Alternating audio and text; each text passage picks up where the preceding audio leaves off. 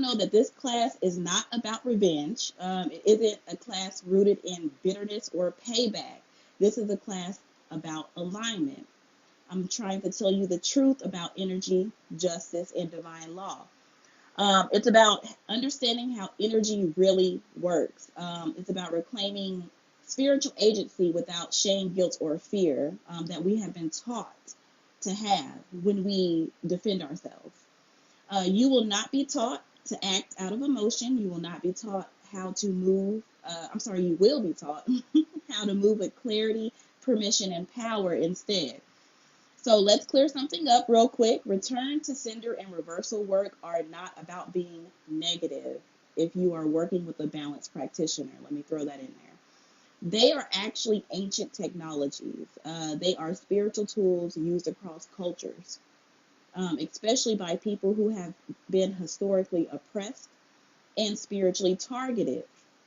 In many traditions, including African traditional religions and diasporic systems like Hoodoo, these workings were not only common, they were essential. They were not done out of hate, they were done to protect. That's not necessarily true because during slavery, I'm pretty sure they were done out of hate as well. But for the sake of the class, y'all should not be doing it out of hate. There's nothing going on that would warrant that. So there is a lot of misconceptions about return work, karma, and spiritual retaliation. Some people believe in karma as a universal truth, but the belief in karma as a guaranteed form of energetic return does not exist in many African-rooted spiritual systems. In this class, we will be using the word karma, not because it's my belief, but because it helps me explain the energetic principles that we're talking about in this class. But I want you to understand that what I am teaching here is not actually karma. It's the law of cause and effect. It's different than karma. It is consequence, alignment, and authority. Many of us who practice in the way of our ancestors outside of these new age rules that have been created, we don't believe in karma in the way that it's taught today. We believe in balance and returning balance, okay? So this class is about reclamation, not apology, not compromise. It's not a diluted version of the truth. So not compromise. It's not a diluted version of the truth. So it's easier to swallow. Even though I am a Hoodoo practitioner and my teachings are rooted in ancestral tradition, I want this to be clear. This is not a class about Hoodoo, okay? This is a metaphysical class. It is spiritually clean, energetically sound, and universally grounded in metaphysics. However, I am going to be teaching from the truth of my experience, my lineage, and my cosmology. And that means that many of the principles shared here will reflect what is commonly known to be practiced in Hoodoo, African traditional religions, the African diaspora, really. That's because this has been passed down through us for generations. There's no way I can teach this class without giving some of it. So let's start with section 1. And I want to talk about why we don't turn the other cheek. And that's up here.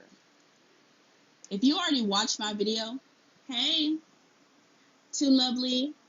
If you already watched my video on why Hoodoo practitioners don't turn the other cheek, I'm just going to briefly go over that again, just in case there are people in this class who have not seen that video. Let me drink some tea.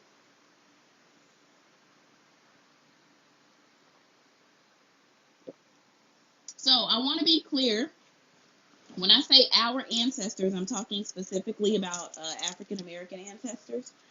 But you can basically apply this to any culture. Our ancestors were not passive. They were powerful, discerning, and deeply spiritual people who understood balance and the concept of the way energy moves and exists. The idea that we're supposed to just sit back and take harm without response is not only unrealistic, it's dangerous. And more importantly, it's not ancestral. The concept came from a colonized interpretation of scripture, not from our traditions. when Jesus said, if someone slaps you on the right cheek, turn them the other also in Matthew 5:39, he wasn't giving a universal doctrine for an eternal suffering. He was teaching a strategy in the context of a Roman occupied world, a world where public humiliation was used to strip people of dignity. So keep that in mind. You have to keep the historical context of the scripture in mind. And I will be teaching from the Bible today, and only because I had a great example of it, okay? So if you don't like the Bible, take what you can from the lessons today.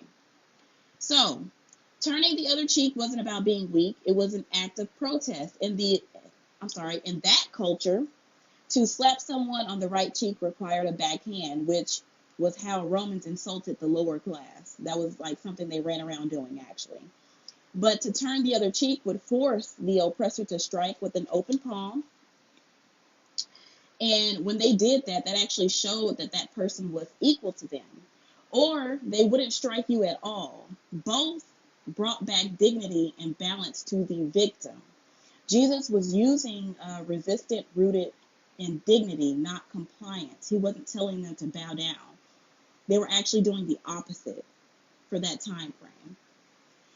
But even if we look past biblical interpretation, the idea of just enduring and forgiving was weaponized against our people during enslavement. That verse and many, many others were cherry-picked to keep us docile and afraid of righteous retaliation. That's what we'll call it. Enslaved Africans were taught to endure abuse quietly in hopes of a heavenly reward. But let's be clear, our ancestors didn't survive just by praying and turning the other cheek. They survived through resistance, through cunning, very, very smart and intelligent, did things in secret, through power, and through work, what we call work, which is spiritual work. Our people have always believed in balance. That means that in a time for peace, there is a time for peace and there is a time to fight. There is a time for compassion and there is a time to return what was sent, whether it was spiritual retaliation, community protection, or using the tools available to survive systemic harm. Retaliation wasn't about ego, it was about preservation. So when we talk about return to sender and reversal, we're not talking about revenge. We're talking about restoring the balance when someone has come out of alignment. These tools exist in our traditions because our people understood that letting energy sit can make you sick. And I'm not talking about physically. Well, it can make you physically sick. It can make you physically and spiritually sick. And when we do it on a mass level like the enslaved people did, it will make the entire community sick. So ignoring injustice can make your soul heavy as hell. There must be a spiritual response, and that response must be in alignment. And that's what I'm going to teach you in this class, how to do that. So that is why I always say I get weary of people who are too love and light, just like I'm weary of people who are too dark and destructive. Both are out of balance. Light without accountability becomes denial. Darkness without clarity becomes chaos. Our ancestors worked with both. They were loving and fierce, forgiving and firm, nurturing and relentless. Our ancestors understood that in order to be spiritually whole, you have to be spiritually balanced. That's why this class begins right here, not in karma, not in spells, and not in dogma, but in lived embodiment of truth of our ancestors who understood that balance is not just a suggestion, it's a law. So that was just the introduction. Now we're going to move to justice. We're down here. I don't know what I did with my pointer. I lost it again. Oh well. But we're on this section right here. Oh, let me move this.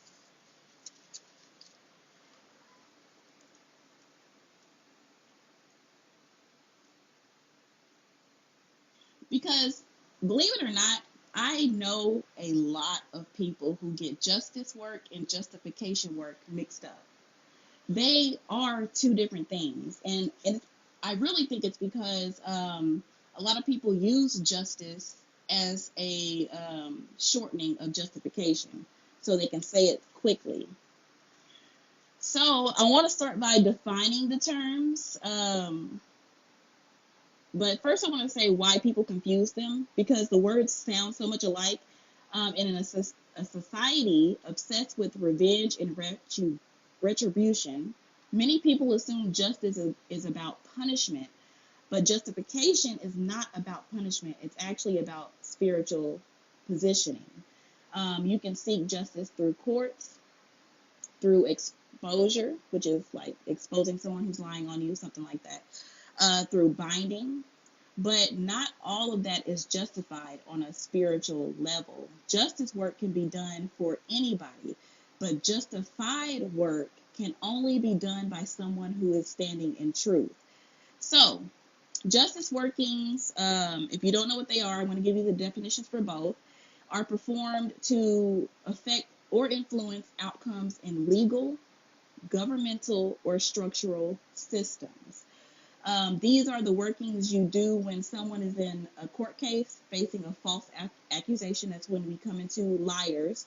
That's when I go to exposure. Exposure work is when you expose somebody's lies. So false accusations, needing the truth to come to the light, or need a righteous outcome from a corrupt system. And this is government.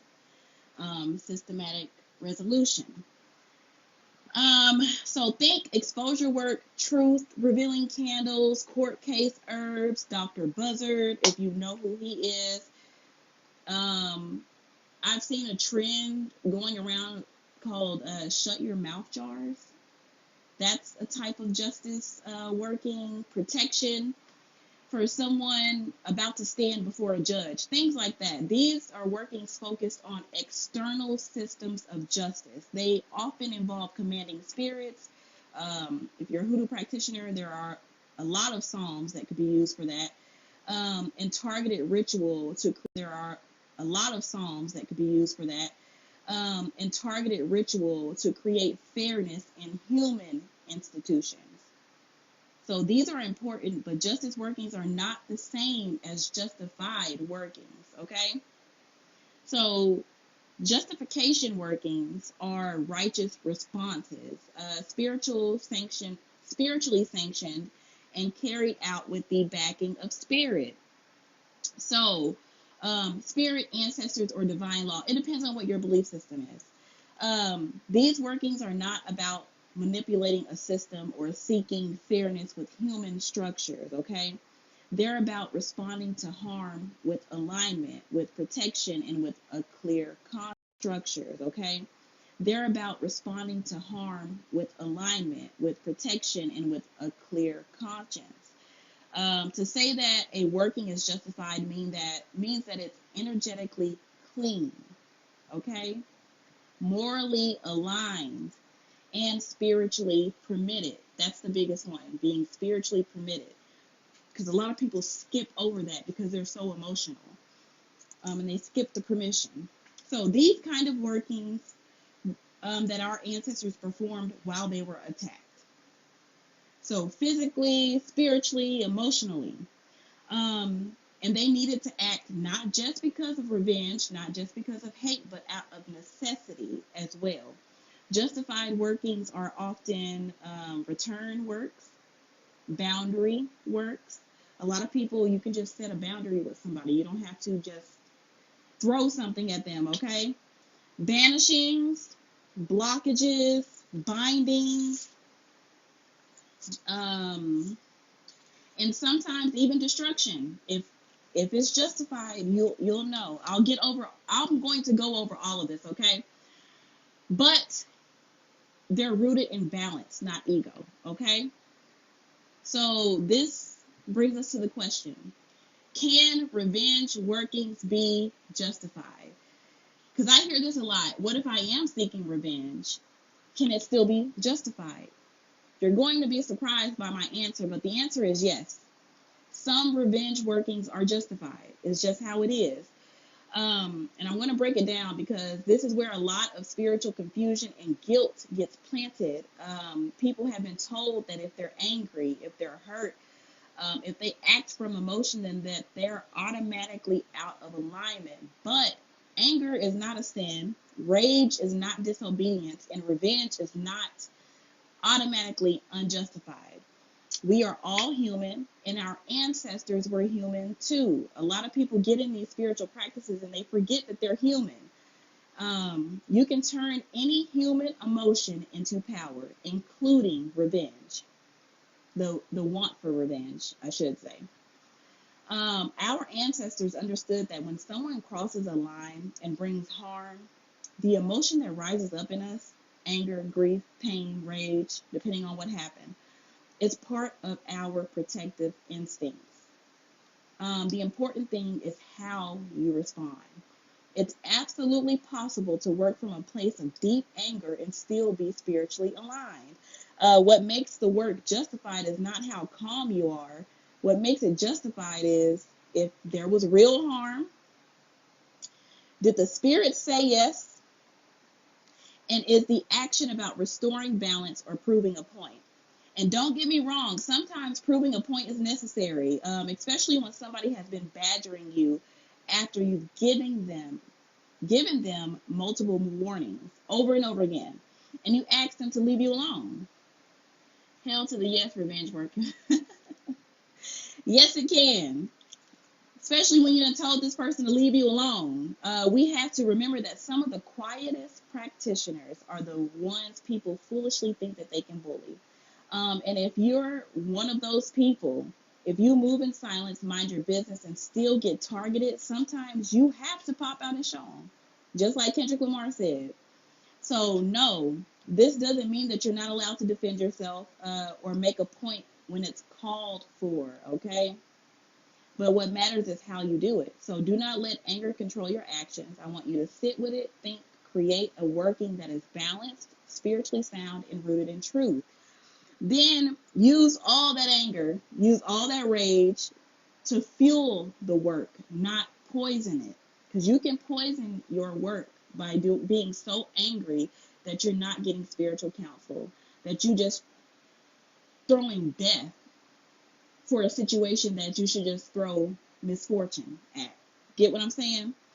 And that's how you bring balance back, by not poisoning your work with anger, but fueling it. Sometimes revenge is the balanced action. Okay? If someone harmed your child, slandered your name to the point where you're missing money out of your pocket because somebody's slandering you so bad, attacking you spiritually or physically threatening your life, of course you're going to be angry. Of course you're going to want revenge. But if you move with clarity, if you check with your spirits, if you do the work knowing you're standing in truth, it's still justified, no matter how mad you are, no matter how much revenge you want. You can be mad and still be in alignment. Remember that. You can be tired of being attacked and still move with divine authority. The ancestors were not emotionalists. I don't care what anybody tells you. They were just intentional. And when the movement called for rage, they knew how to channel that into their work. The danger comes when your ego clouds the truth. If you're doing revenge work just to get the last word or because your pride is hurt, that's different than responding to real harm. That is where discernment and spiritual accountability matter. And we're going to go over spiritual accountability at the end of the class. So, yes, some revenge is righteous. And when it is, the work will hit. Not because you're angry, but because the spirits agreed with you. So what does make a working justified? And these are just, I just picked the top 5 things. It could be more than this. It depends on the situation. So, spiritual permission. You have consulted spirits, your ancestors, or some type of divination system. Even if you're going to an elder, like bones, shells, pendulum, cards, something. and you received a clear yes. That's important, a clear yes to proceed. If you are not good at divining, please seek somebody who is. Next, it's a righteous cause. The harm was real, direct, and unprovoked. The action was not rooted in pettiness, jealousy, or bitterness, but in protection or correction. Thirdly, energetic balance. You are not trying to destroy someone or making you uncomfortable. You're seeking to restore balance where harm was caused. Fourth, clear intent. You know exactly what you're doing, why you're doing it, and what results you need. You're not just casting from confusion or fear. And I'm going to go over how to make your working clear later on in the class. Spiritual readiness. You are willing to face the consequences of your work and take full responsibility for what may return, even if it is justified, okay? This is going to be a big, big thing. You have to be ready. And what do I mean by that? What does it mean to really take responsibility even when the work is justified? Because this part really confuses people because they be like, if I'm right, why would it come back? If a work is justified, it doesn't mean that it's easy, okay? It doesn't always mean that it's consequence free. Justified work is righteous, but if it is still a form of, I said that wrong. If it is still a form of spiritual power being exercised, it can come back to you. And all power, especially in metaphysical symptoms, create movement, disruption, and energetic shifts. And they can ripple beyond your original intention.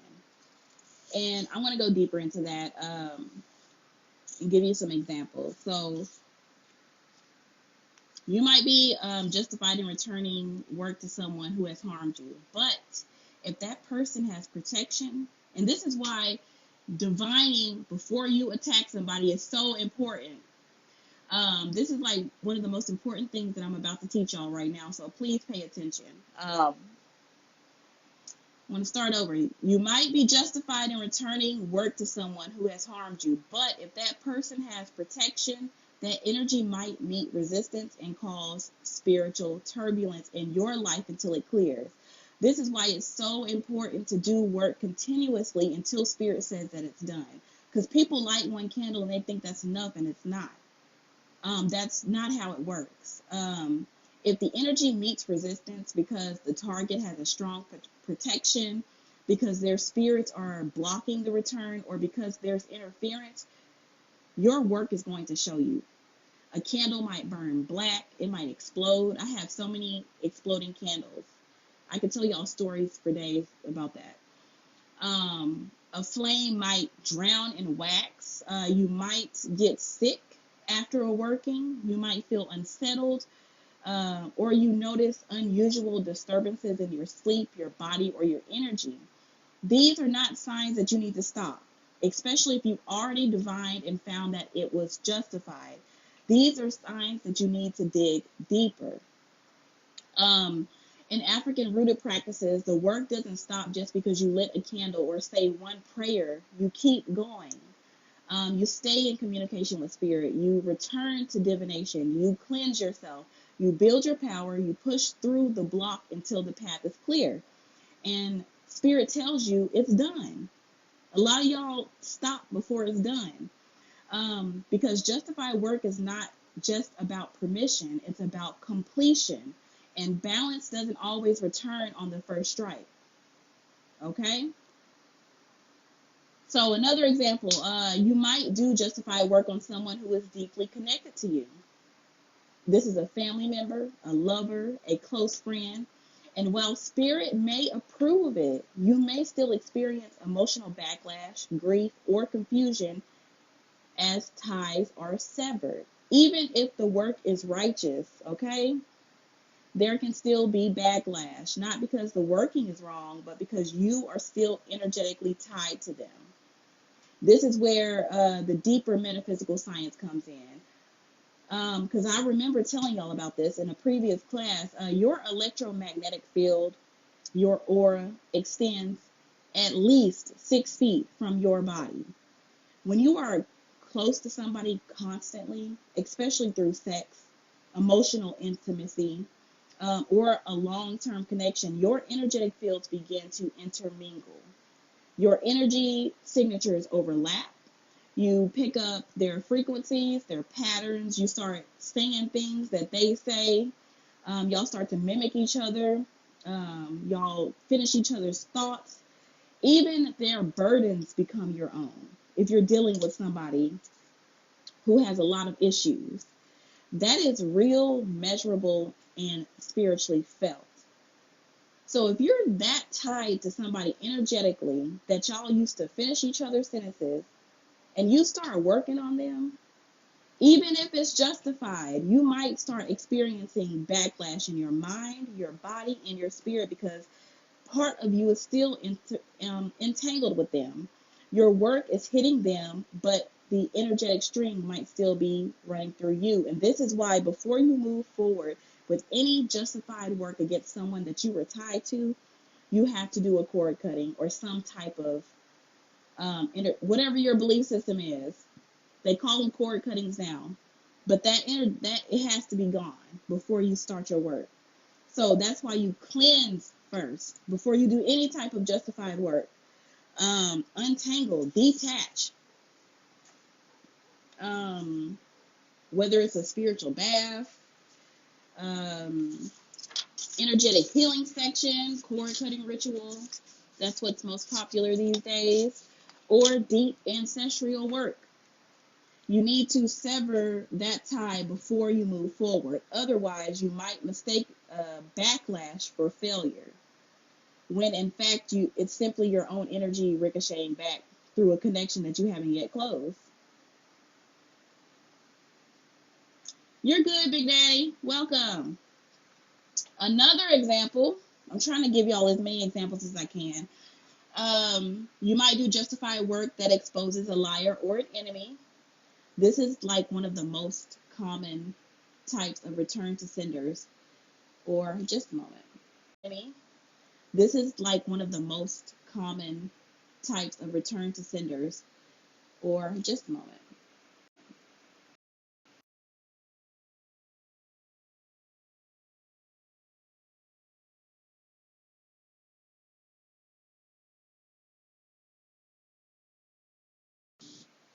Sorry about that.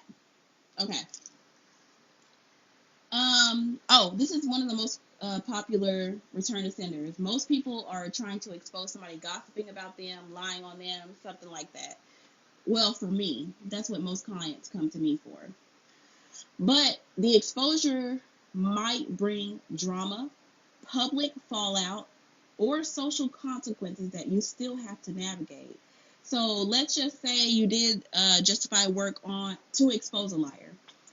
Someone who's slandering your name, manipulating others, or played with your reputation. Spirit may give you full permission to do the work. The work might go through quick and clean, but you still need to be prepared for what happens next in the physical realm. I tell people all the time that they get so spiritual that they forget that they're human and they have to deal with the physical world too. What you ask for might still affect you in the material world. When a liar is exposed, the fallout doesn't just happen to them, it can splash back on you too, especially if you're not as clean as you think you are. This is why you always have to ask yourself, am I prepared for what might be revealed in this process? Am I sure this lie isn't also tied to something I'm hiding or denying? Do I have the spiritual and emotional strength to deal with the noise that comes after the truth drops? Sometimes when you call for the exposure of others, spirits will ask you to sit with your own truth first, not because you're wrong, not because you're unworthy of justice, but because exposure works like a ripple, And if you're standing too close to the center of that ripple, it's going to touch you. You can't get away from it. So you have to ask yourself, is exposing this person really worth it if it's going to expose you too? And even if your hands are clean, let's say you didn't do anything, you still may find yourself dealing with public drama, disbelief, or backlash. You may be telling the whole truth and have receipts and still watch people choose to believe the lie. That actually happened to me. Like, I'm giving y'all an example of something that actually happened to me. Because I had an ex that was spreading lies about me, like horrible lies.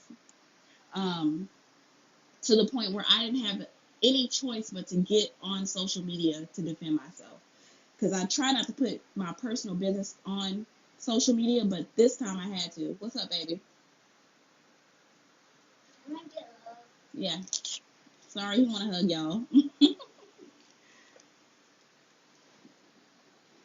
So, I posted all the text messages. I even posted videos of this. Oh, I almost said the N-word. This man. I posted videos of him acting crazy, like doing exactly what I said he was doing. I had everything because I'm a Virgo. I keep receipts. I have folders from when I was in high school. And people still believed him over me. Because sometimes people are committed to the lie. Sometimes people don't care about proof. Sometimes exposure makes them uncomfortable, and it's easier to demonize you than to deal with the truth. So before you do exposure work, even if it's justified, you have to prepare for what might come. Not for punishment, but for the mess. Because justified does not mean smooth. Justified does not mean easy. It means you are spiritually correct. But the fallout, that is still yours to carry. So do the work anyway if it's right. If you are right and you got permission and you want to go ahead and do it, do it. But just be ready, okay? And this is not karma. It's not karma. It isn't a punishment. This is just about being spiritually mature enough to say, I knew what I was doing. I knew what it might shake loose, and I'm ready to walk through the fire I called down. Because justification doesn't mean immunity from all consequences. It means that you are in alignment and you have permission, okay? But alignment still requires accountability. Think of it like this. If you burn down a bridge that somebody keeps crossing to harm you, you were right to do it, but you still have to walk a new way home. You still have to live without that connection. And you might still feel heat from the flame that you set too, even if it needed to be set. So spiritual readiness isn't about expecting to be punished. It's about being prepared for what your power might stir up. Okay. Even when you're moving in truth. My son does the same. He'll probably be here in a minute. Oh yeah. I think you said that last time Jeremiah came in here and gave me a hug. So now that I told you that, let's talk about what isn't justified. So,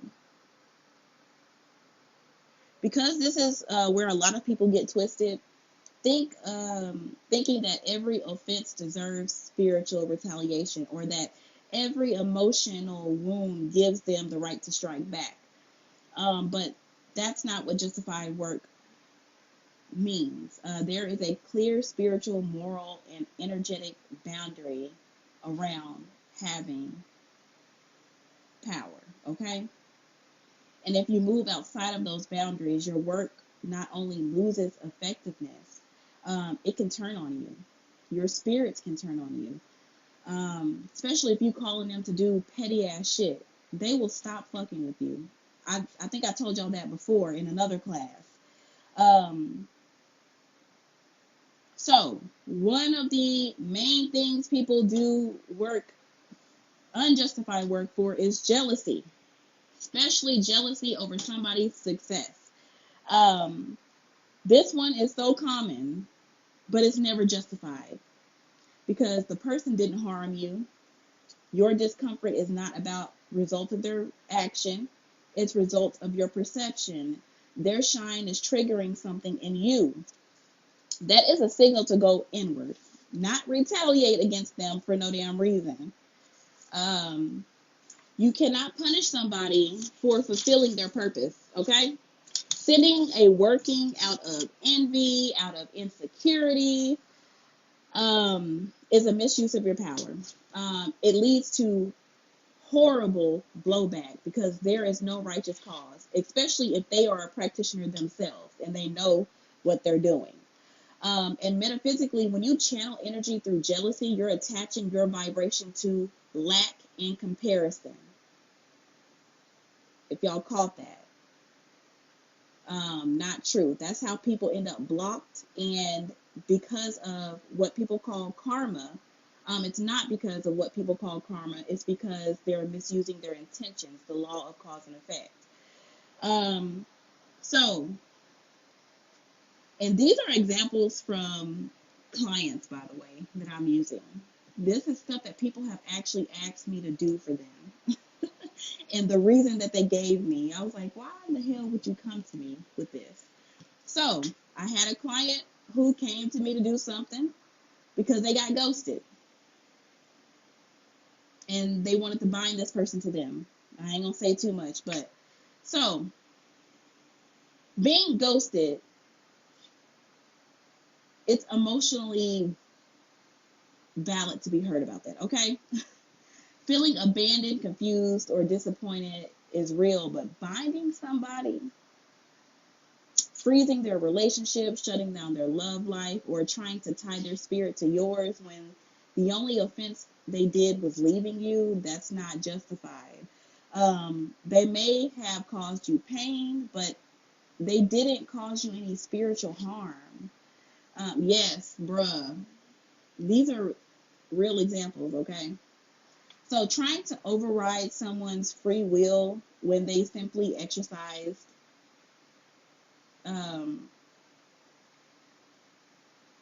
their ability for free will. I forgot what I was going to say.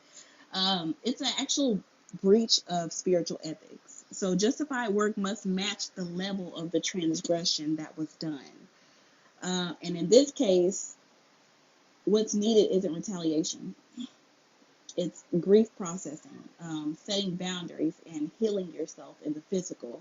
You don't need a spiritual action because somebody ghosted you. Exactly, Renisha. You just need to heal, baby. So, responding to gossip with a hex. And when I say hex, I'm talking about a reversal, not a return to sender. This is so common. This happens. People come to me for this a lot. So, if someone is lying on your name, you're hurt, angry, embarrassed, and the first reaction is to curse them, not return the energy, curse them. There's something wrong with you. But hold on, because I don't want to really say that. But not all gossip is a spiritual threat, basically, is what I'm saying. Yes, it's messy. Yes, it's hurtful. But if the situation calls for anything, it's a return to sender. That is the number one thing that you should be doing for gossip. A way to reflect those words back to the speaker. However, when you move into hexing and cursing people without weighing the consequences, you can create unintended harm. Some curses form entities. I'm trying to figure out the way to say this. That energy just doesn't go where you send it, okay? It can become sentient, meaning it can become a being. It can linger. And if the person that you sent it to, and they're gossiping about you, and they share a space with children, they share a space with elders, they're taking care of their elderly parents, or innocent people, that curse is going to hit them too. That's why justified work requires discernment. You don't just ask, did they hurt me? You ask, what is the cleanest, clearest way to bring back balance? Return to sender is just going to give their energy back to them. It's not going to create new energy or transmute energy, because transmuted energy can turn into an entity, okay? Remember that.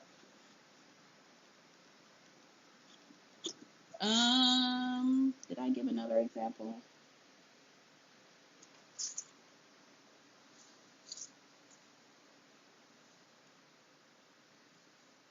Okay, that was the last example. So you can still be hurt and still not be justified as well. It can totally affect their entire bloodline. Yes, that too.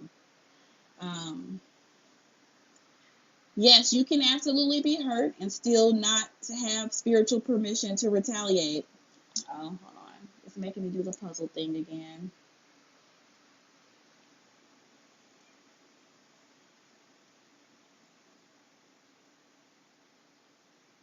Okay.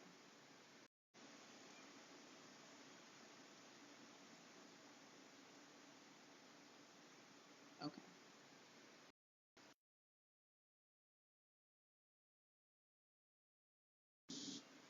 Okay.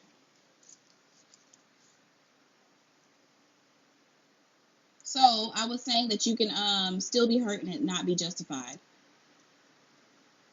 And that's hard for a lot of people to sit with, especially in a world that teaches us that to spiritualize every reaction. But not everything that hurts you is an attack. Not everything that disrupts your peace is a curse. Not every wound needs work. Sometimes it just needs time. We have to remember that we are spiritual beings having a human experience, not the other way around. And because we are here to experience the human path, not everything should be responded to with a ritual or a candle. Some things should be handled with conversations, boundary setting, therapy, distance, or even silence. There are systems in place for the human experience. There are legal systems, there are emotional systems, interpersonal systems, and they exist for a reason. You don't have to spiritualize a breakup, a bad friend, or even betrayal. Sometimes the best thing you can do is sit with it, sit with a trusted elder, a diviner, or that one honest friend that's going to tell you about yourself. Sometimes you don't need cards, you need counsel, because what you think is justification might just be unhealed pain looking for a place to land. So, justified work requires balance. Spiritually mature means knowing when to act and when to wait, when to fight and when to heal, when to light a candle and when to just leave it alone. Every practitioner needs to ask themselves, is this mine to handle in the spirit, or is this mine to handle in the physical? Or is it mine to let go? Always return to sender, though. Return to sender, it could be simply somebody talking to you and they say something negative. I have this happen to me a lot. I will show somebody a bracelet and they'll find one negative thing to say about it. I always say in my head, return to sender. I don't accept that. That's what a return to sender is. That's why I can't believe that people are telling people that it's baneful work. And we're going to go deeper into that later. So, for those of you who ask me for biblical references all the time, because I do have a lot of Christian clients, a lot. Actually, most of my clients are Christian, believe it or not. This section is just for you. So, I'm going to give you one biblical reference, but first I want to tell you the difference between return to sender and reversal. Even though we're going to go over it deeper in the class, I do want to give you a quick definition of both of them, just in case y'all don't know. So, a return to sender is a spiritual working that reflects energy exactly as it was sent to you. There's no more, no less. It's neutral, balanced, and it's often used when you've been harmed without cause, or somebody's saying something negative to you, and you be like, A lot of Christians say, I rebuke that. That is what a return to sender is. Christians do it all the time and they don't even know it. You are not cursing the sender. You're simply refusing to receive what doesn't belong to you. Think of it as a spiritual mail marked as return to sender. This can be used with mirror work. You can do uncrossing rituals, protection rituals. You can do what I told you. You can even say it in your mind, psalms, whatever. Now, a reversal, that is left-handed work. So return to sender is not left-handed work. Reversals are. A reversal goes beyond reflection. Return to sender is not left-handed work.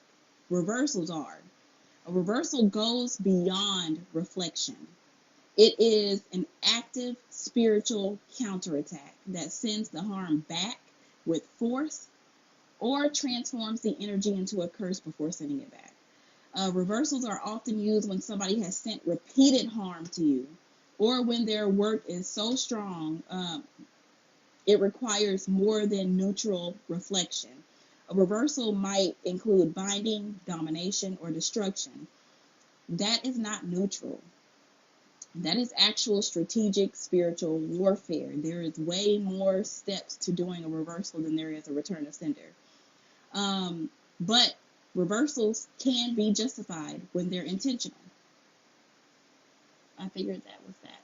Oh, okay. So, for the biblical example that y'all asked for, we're going to use one of the most common psalms used in Hoodoo. One is a return to sender, and one is a reversal. Return to sender is Psalms 35. Reversal is 109. Psalms 109. Both of them are about King David. So, for those of you who aren't well versed in biblical references, Psalms 35 and Psalms 109 was when King David was pleading to God for intervention against his enemies. People who had falsely accused him basically sought out his downfall for no damn reason. He was actually kind to these people, and they repaid him by being cruel to him. The tone of the Psalms is emotional, desperate. He's desperate by the time he reaches Psalms 901. David is not being petty. He had been wronged deeply, and he was asking God to fight for him.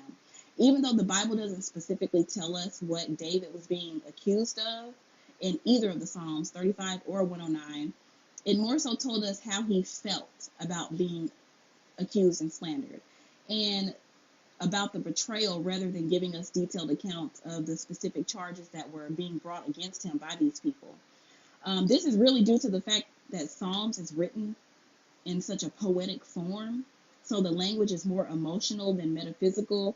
So all we really know is that David had shown his accuser some kindness, and they repaid him by lying on him. They brought some accusations against him, and we don't know what they were. So, in Psalms 35, David didn't ask for revenge. He asked the Lord to contend with those who contend with me. He was not moving out of ego. He was asking for a divine alignment and justified work. So, the key themes of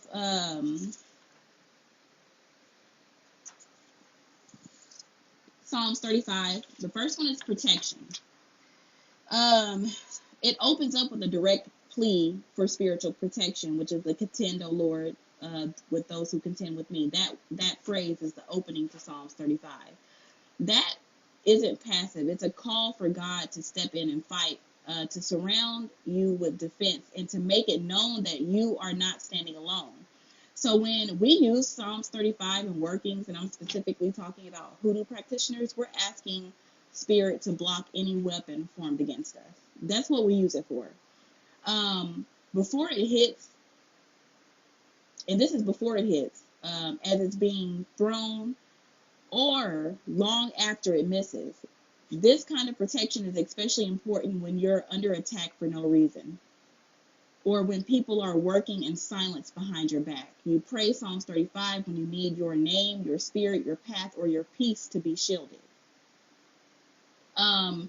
The second key element of Psalms 35 is exposure of lies. It's also used as a tool for pulling the veil off of deception. David was very clear um, in all of this, actually. Y'all should really read that section of Psalms. But he wanted his enemies basically hid nets, I said naps, and traps in secret for him. And he wants those lies to be revealed. He called them nets and traps. Uh, when you are being lied on, gaslit, manipulated, or made to look like the problem, that is when you bring up Psalms 35, because it brings the truth to the surface. It calls for public exposure, not just private discernment. This is where candle divination, mirror work, or petition jars can be paired with this Psalms to reveal the true source of confusion and drama. Because in Psalms 35, he says, "Let them be ashamed and brought to confusion together that rejoice at my hurt." It's all about turning hidden lies into visible consequences. The third key element of Psalms 35 is the return to sender. In verse 8 specifically, David says, "Let destruction come upon him unawares, and let his net that he hath hid catch himself." Do y'all catch that? That's a return to sender? And let his net that he hath hid catch himself. That's a classic return to sender. He's not asking to create harm. He's asking for the harm that was meant for him to go back to the sender untouched. This aligns with spiritual law. If someone sends energy that isn't yours, you don't have to hold it. Psalms 35 gives you the language to spiritually reflect, mirror, and reverse without getting your hands dirty. It allows spirit to do the sending so your energy stays clean. And that's why I keep telling y'all return to sender is not left-handed work. So then another theme or key element of Psalms 35 is justification. So what makes this psalm spiritually safe to use? Is it that David isn't acting from ego? Yes. And I'm going to tell you how. My bad. So, he emphasizes in this passage that he fasted for these people. He actually prayed for them, and he loved them first. I'm telling you, he showed them kindness. The harm was completely unprovoked. That's what makes this justified spiritual defense, not a personal one. He wasn't acting out of ego. He genuinely prayed for these people and had love for them before they told whatever lie they told on him. You can use the Psalms when you know you've done your part to walk in peace, and yet harm still came to you. It's not about revenge. It's about righteous correction. And when you use the Psalms under spiritual permission and with clear intention, your cause is not only heard, it's actually honored.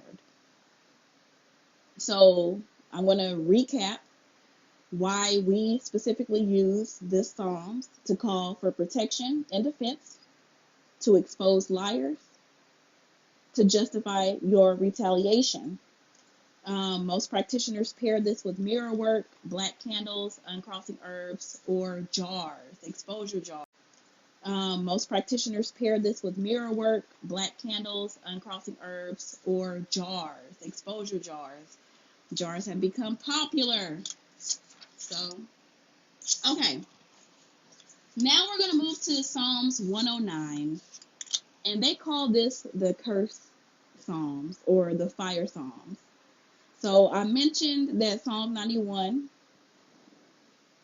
I'm sorry, 109. I automatically say 91. But that's a protection psalm. But it's one of my favorites. So Psalms 109 is one of the most intense and controversial psalms in the Bible. This is one that is more than a cry for help, basically. It's a petition for full divine wrath to fall on someone who has slandered, betrayed, or attacked unjustly. This is when by the time we get from Psalms 35 to Psalms 109, David's pissed off basically, and he don't hold back. So keep in mind that David first tried a return to sender before moving to a full-on reversal. So I'm going to repeat this again. Psalms 109 is not for the faint of heart. It's considered one of the most intense psalms, okay, in the conjure community specifically. But what people forget is that he didn't start there, that he escalated. He first tried prayer. I told you he tried fasting. He tried the return to sender. And when he said, let the curse that they spoke over me come back upon them, that was a return to sender.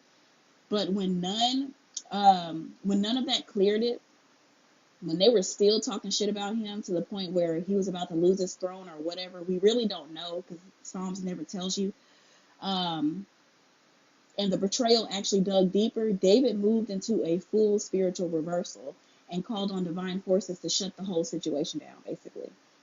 So the key elements of this Psalms is a call for judgment. He begins by stating that he has been falsely accused and slandered without cause.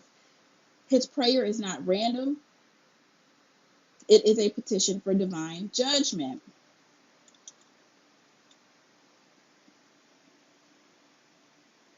Okay, my bad. And then after this section, I am going to, okay, yeah, we don't have that much left. I'm going to ask if y'all have any questions. So save your questions. So, where was I? Oh, okay. So, a call for judgment. So, he started by saying that he was falsely accused, slandered without cause, and he petitioned. So, he started by saying that he was falsely accused, slandered without cause, and he petitioned. Can y'all hear me?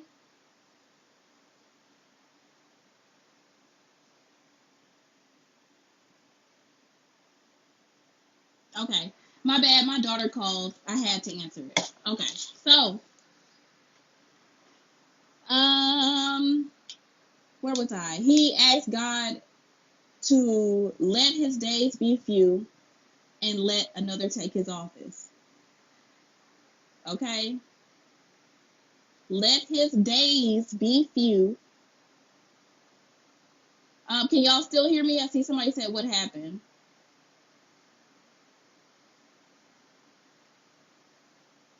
I want to make sure that everybody is back on track. Okay, cool. Let me start over just in case. So, we're under a call for judgment. I'm telling you how David basically began his prayer because he was telling God, basically, I've been falsely accused, slandered without cause. I've tried everything I needed to, and they still fucking with me. So, he said, let his days be few and let another take his office. This is a direct request for position removal, whether it be social, spiritual, or literally, excuse me. I believe he meant literally. In modern workings, this is used to remove someone from power, a manipulator, a boss, a false leader, or anyone holding undeserved authority. Psalms 109 is prayed when you're ready to submit the case to Spirit as judge and let the Most High handle the outcome, basically. But be clear, once you pray this psalm, you are releasing control. Remember that. And allowing Spirit to bring down the gavel. So, what is another key element of this Psalms? Curses on legacy is also in this Psalms. So, one of the most sobering parts of Psalms 109 is that David doesn't just ask for the person to be handled, he asks for their entire lineage to be affected. He says, let his children be fatherless and his wife a widow. Do you see how pissed off he is at this point? Let his prosperity be cut off, or posterity be cut off, that the name of the wicked may no more be remembered. This is deep generational level justice. It's a warning that when someone causes generational harm, they risk receiving it. In conjure, this is not taken lightly. Legacy curses are reserved for extreme cases. I'm just trying to show y'all the difference between a return to sender and a reversal. That's the only reason I'm teaching y'all this. And I'm not even telling y'all how to do it. I'm just telling you this is the Psalms that we use. I'm not telling you how we use it. So, only use this for extreme cases: abuse, spiritual assault, generational curses placed on your family. Psalms 109 affirms that there are spiritual consequences, not just for actions, but for what you leave behind. It's not about pettiness, it's about legacy repair. And they must have really been doing a number on King David for him to go from praying and loving these people to cursing their entire their line. So this psalm also talks about total destruction. It doesn't stop there. So Psalms 109 is not a soft reversal, because there are reversals that are not as bad as this one. I just wanted to show y'all the extreme. It's an obliteration, basically. David asks that there be no mercy, that everything that this person built collapses. Let him be clothed with cursing like a garment. Let it come into his bowels like water, and let oil into his bones. This imagery reflects that we are what we refer to as, what is the word? Energetic saturation. If y'all ever heard anybody say that. This is when the consequences of someone's own work fully enters their field and body. Like what he's doing to King David will completely saturate him down to his soul. That is what energetic saturation means. In other words, you spoke it, you wore it, now you live in it. It's equivalent to saying you made your bed, now lay in it, or you're digging your own grave. This psalm is often used in workings where someone has sent out ongoing harm, repeated lies, or where the root worker has tried every other option. Because I told you before, he did a bunch of shit before he got to this point. It's not just about stopping the enemy, it's about stripping the system that allowed them to harm you in the first place. That's what King David is doing. Stripping him of everything that even put him in the position to fix his mouth to lie on him. So, this scripture also talks about unfair treatment and betrayal. Even in all of this fire, David still tells the truth. He was kind to these people. He loved them, and they cursed him. He prayed for them, and they mocked him. For my love, they are my adversaries. They have rewarded me evil for good and hatred for my love. This reminds us that justified reversal isn't about ego or revenge. It's about betrayal. So Psalms 109 is for the kind-hearted people who have been stabbed in the back a little bit too many times. It's for those who tried to do the right thing until it nearly broke them. When you're constantly punished for being good, this is the Psalms for you, because this Psalms becomes your shield, your sword, everything. So, but be careful when you use it. So, why do we use these in workings? This is for hardcore justified workings.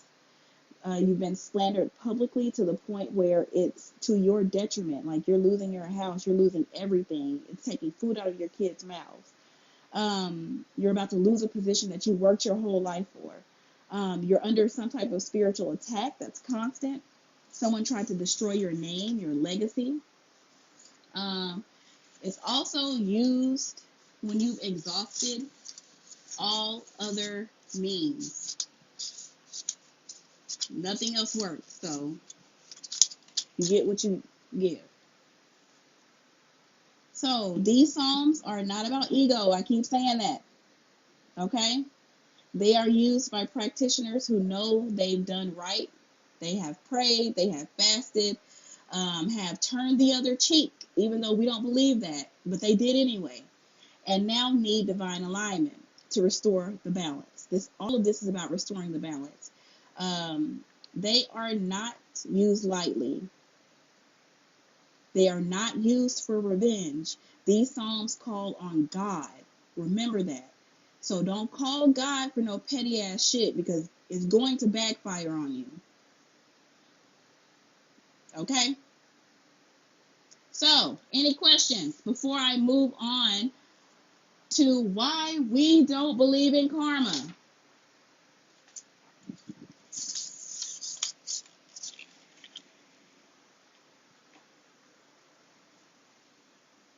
What's it gonna turn it to? Oh, I forgot it'd be all up in my face.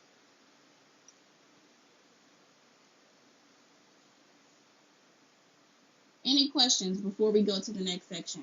When you're done, I'd like to see the board. Okay.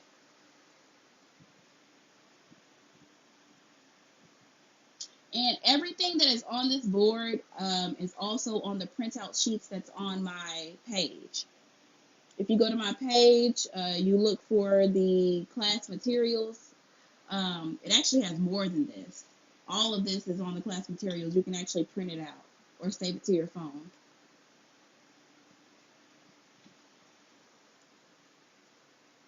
Oh, you want to see it right now?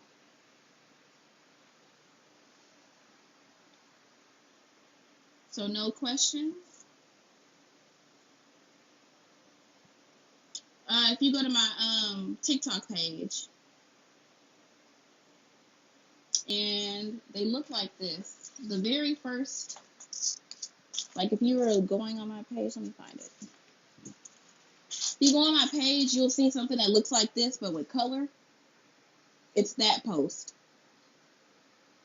You can print off all of these. It has everything on there that you need.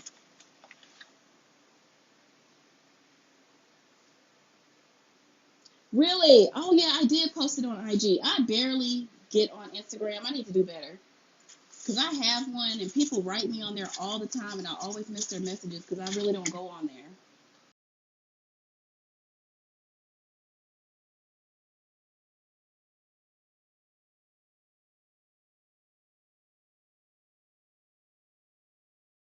Instagram, I need to do better.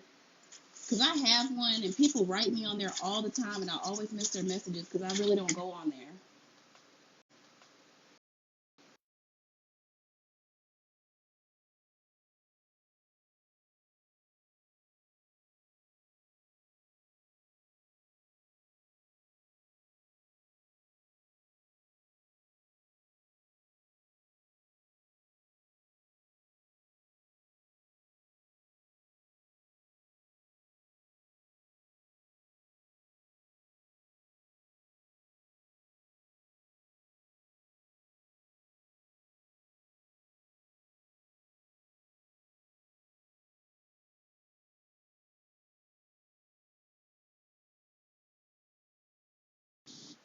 Okay. My bad, y'all. I keep getting calls from my child that I have to answer. Y'all ready for the next section about karma?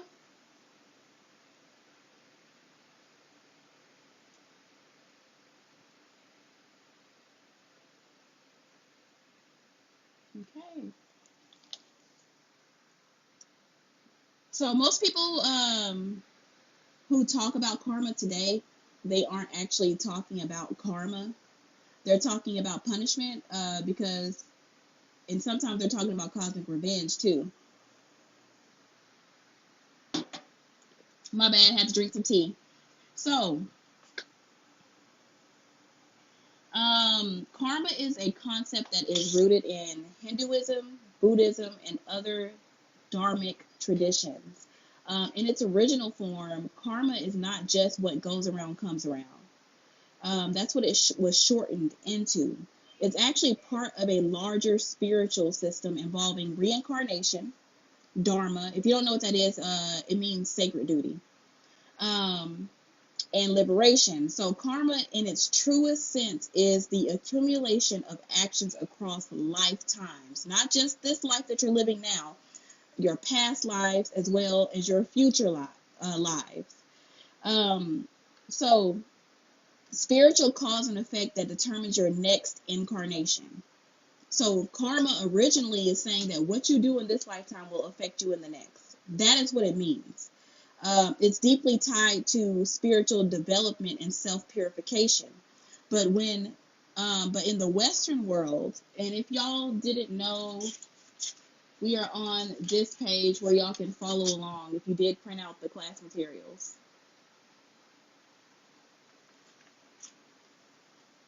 Lord.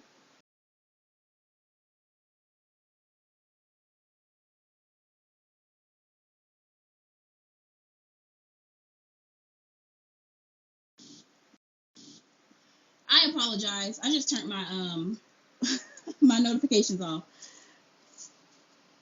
So this is the page that we're on, just in case it froze before you got to see it, y'all.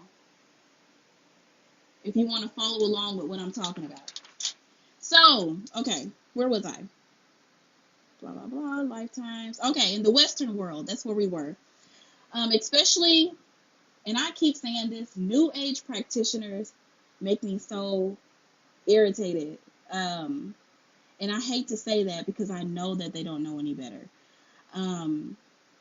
But they have reduced karma down to from basically cosmic punishment to instant spiritual payback, and that's not actually what karma is.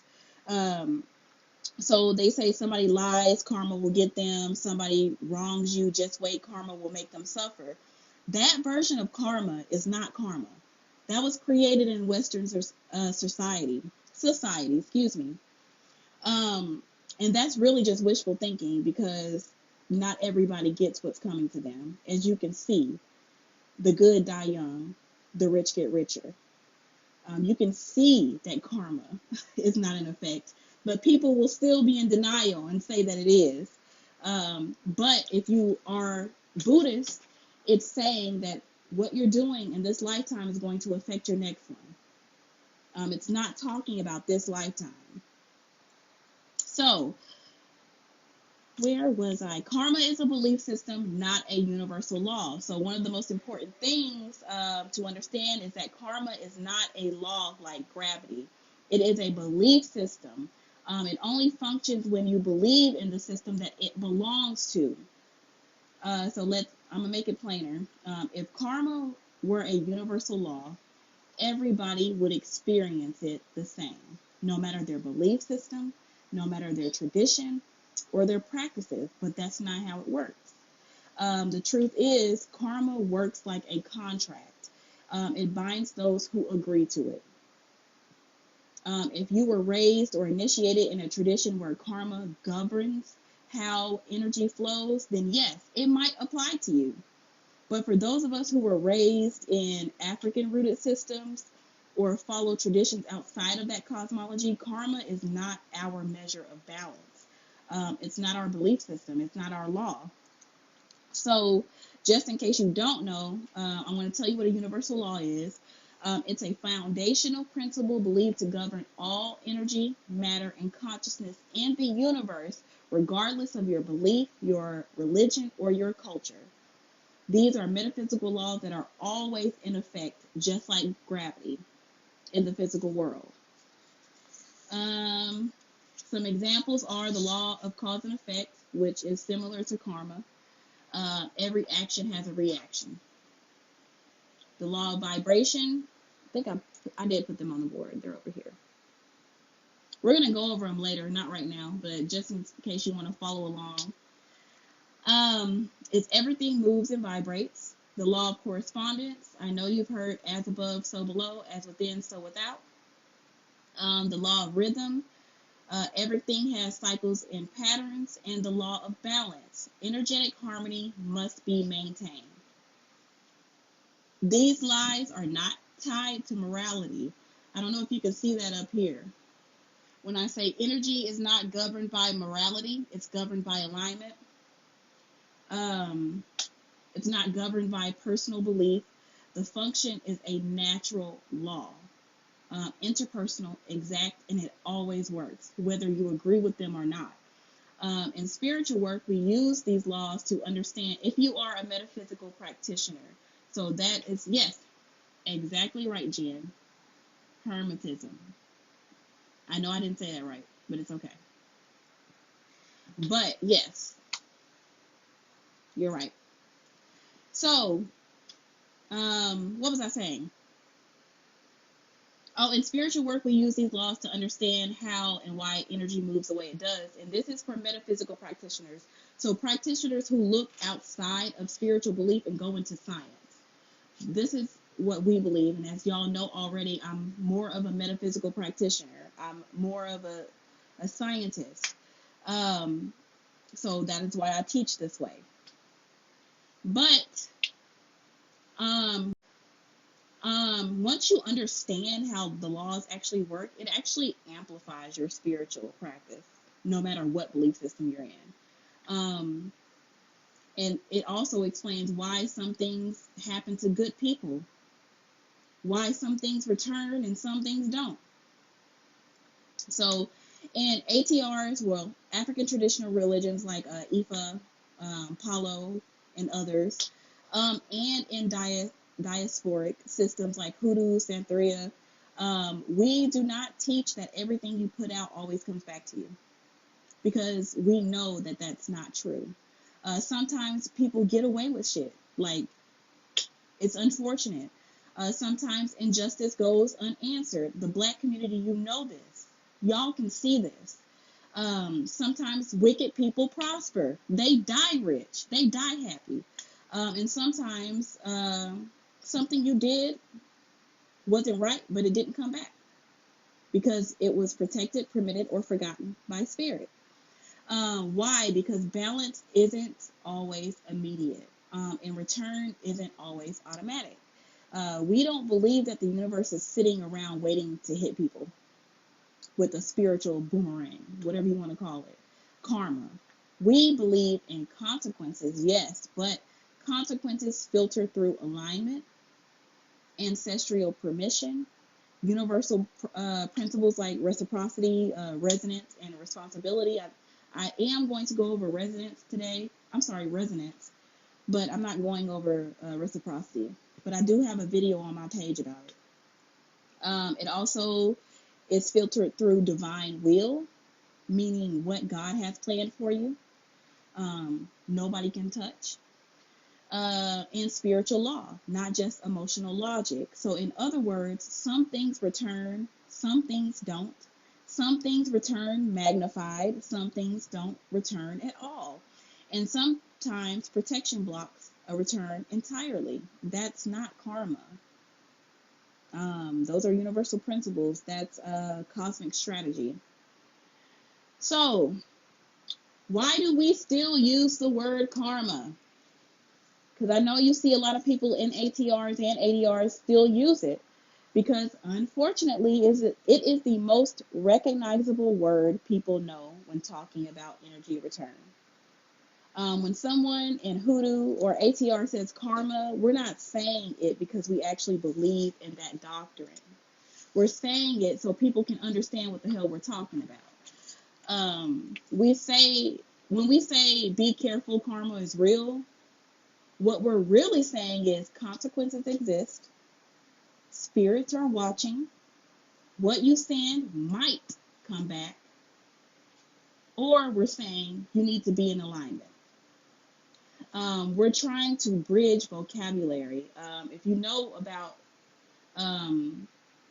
African diasporic traditions, you know that we have to hide our beliefs behind other beliefs in order to be acceptable. So that's why we bridge vocabulary. That doesn't mean that we actually believe in that belief system of what we're saying. That's why people get so confused when they think that we're Christian and we're not. So when you hear a practitioner from a African-rooted tradition say karma, don't assume that they've sold out to the New Age stuff. Understand that we're using that word so you'll know what we're talking about. What do we believe instead? We believe in consequences. We believe in reciprocity. That's actually one of the main principles of Hoodoo is reciprocity. You give when you take, from nature, from people, from anything. alignment, divine permission. We believe in spiritual justice. We believe in the law of return, but only when it's authorized. Because in our systems, not everything comes back, and that's by design. One of the most misunderstood ideas floating around in the spiritual community is that everything you put out comes back to you. But the truth is, it doesn't. And you can see this in the lives we live, the people who are in power. And it's not because the system is broken, it's because the design of the spiritual and the physical world is more complex than that. There are higher purposes, there are karmic contracts, and belief systems that include karma. There are ancestral debts, there are divine assignments that sometimes override what seems to be fair on the surface. I was about to sneeze, sorry.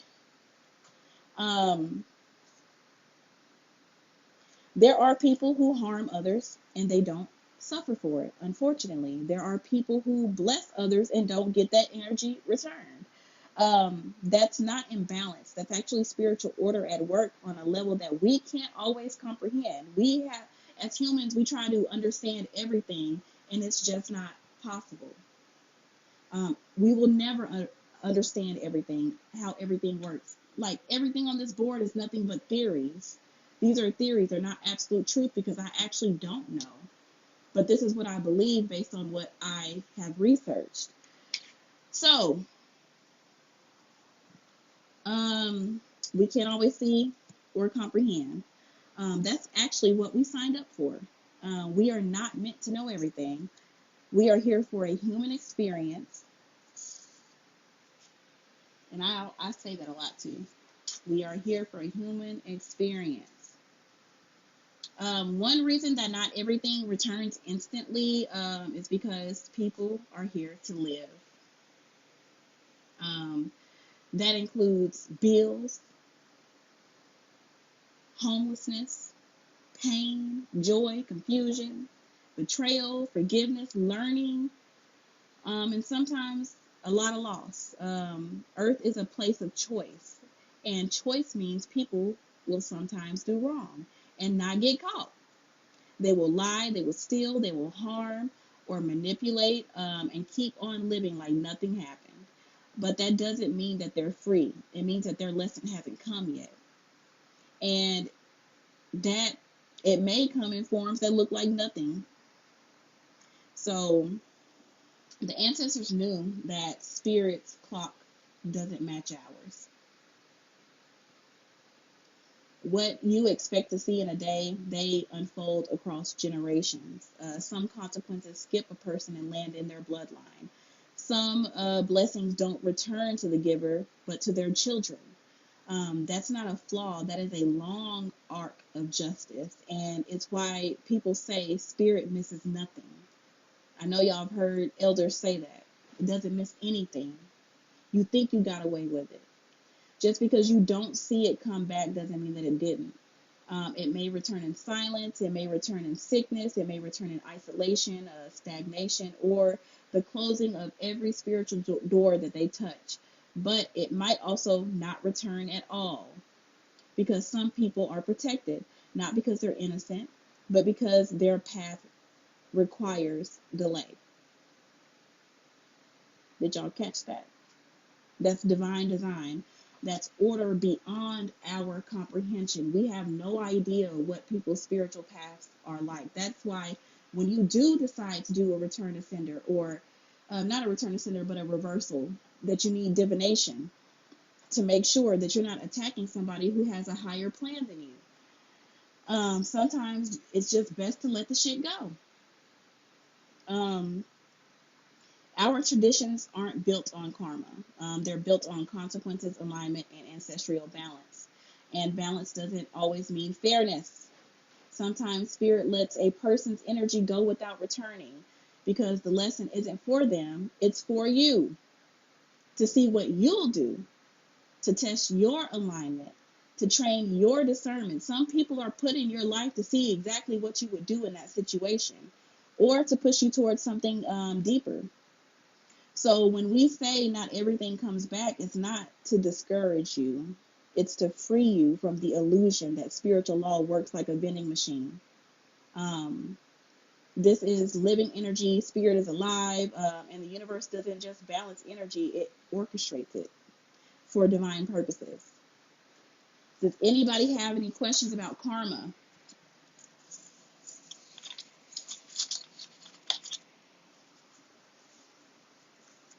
We are almost done. This next section is long as hell, but it's because I get deeper into. Is this the long one? Yeah, this is the long one. I go deeper into the laws that govern, and then we will go into deeper into return to sender versus reversal.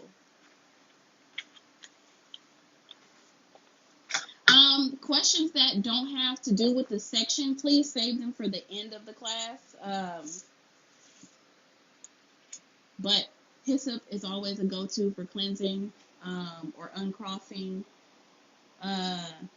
Believe it or not, needle leaf, nettle, is good for that. I'm trying to think. Rosemary is always good. If you're trying to make a spiritual bath or water, it depends on what type of cleansing you're trying to do, and what your practice is. Because if you do energy work, you won't use herbs. I'm a root worker, so my automatic thought is to tell you herbs that cleanse. So depends on what type of cleansing you're doing and what your spiritual practice is. So we're going to go to the metaphysics and science. May I see the board? Which board? So we're on this part. After the class is over, right now I'm just pointing at the sections that we're actually talking about. When the class is over, I'm going to zoom the board out. But if you go to my page and go to the post that looks like this, all of this plus some, everything that's on the board is on those pages. And it's a lot of them. They look like this. That way you don't have to write all of this down. You can download everything that we're talking about right now. Okay, cool. So, we're going to talk about the metaphysics, science, and universal laws that govern everything that I'm talking about today. The class would last forever if I went over every single law, so I just picked the main ones that you need to know if you are doing return or reversal work. And keep in mind that I said that this isn't about good and bad. Every energy is not governed by morality, it's governed by alignment. And most people think that energy return is based on whether or not you are right. But the truth is, energy follows structure, not feeling. Your opinion about it doesn't matter. And once you understand how that structure works, you stop asking, why is this happening to me? And start asking, what did I allow, align with, or mirror back? So we're going to start with the law of vibration. And it's everything that vibrates. Everything vibrates, and so do you.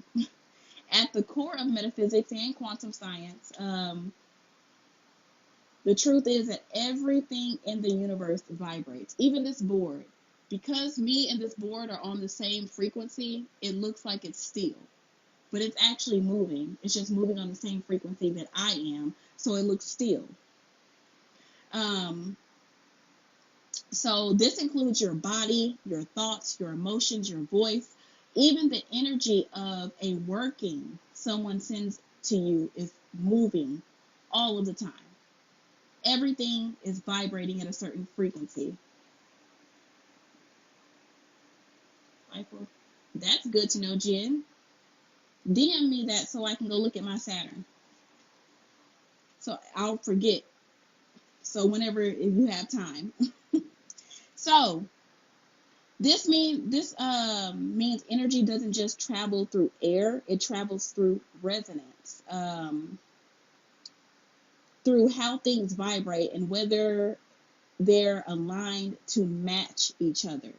So Just like I said, I'm vibrating at the same frequency of this board, so that's why it looks still to me. That's what I mean. So you can quite literally be vibrating at a certain frequency that can deflect energy that is sent to you.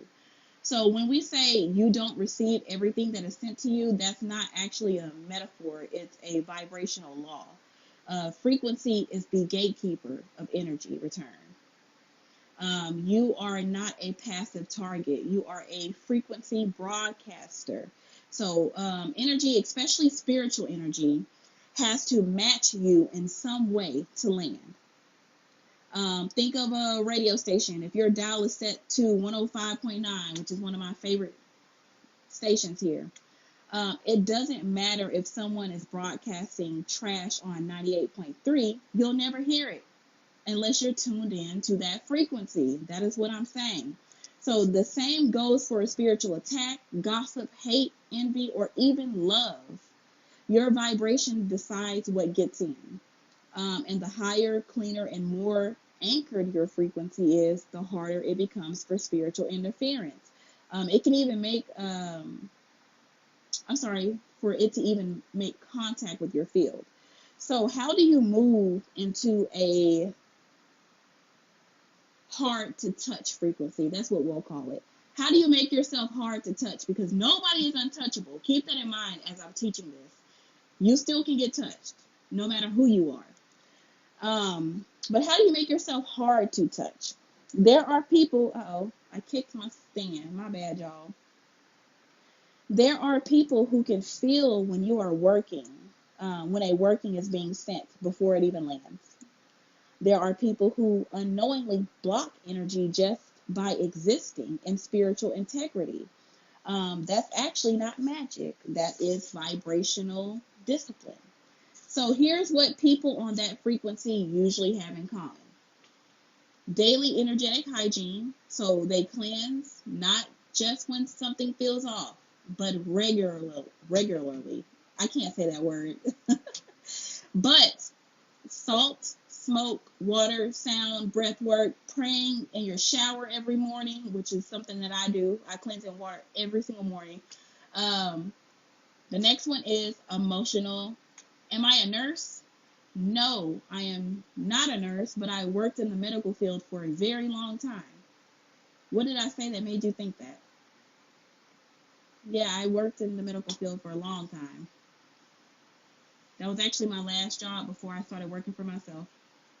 But anyway, emotional discipline, not suppression, but the ability to regulate emotion without becoming reactive.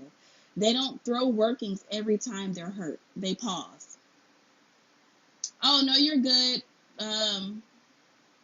DM me your question if it's not about the class then. So, strong boundaries. They don't allow just anyone into their space, energy, or thoughts. Their protection starts at the front door, not at the altar. Next, devotion to alignment. Their protection is rooted in alignment with their spirits. That's important. Your spirit team is the most important thing that you need to feed. Your guides and their principles. That means whatever spirit you work under or working with, please be aware of their principles so you don't waver from them and they don't waver from you. High self-awareness. They know their triggers. They know what's theirs and what's not. So when something feels off, they catch it before it grows. And living truthfully, they are not lying to themselves. They are not building illusions. So when lies come towards them, they can see through them immediately.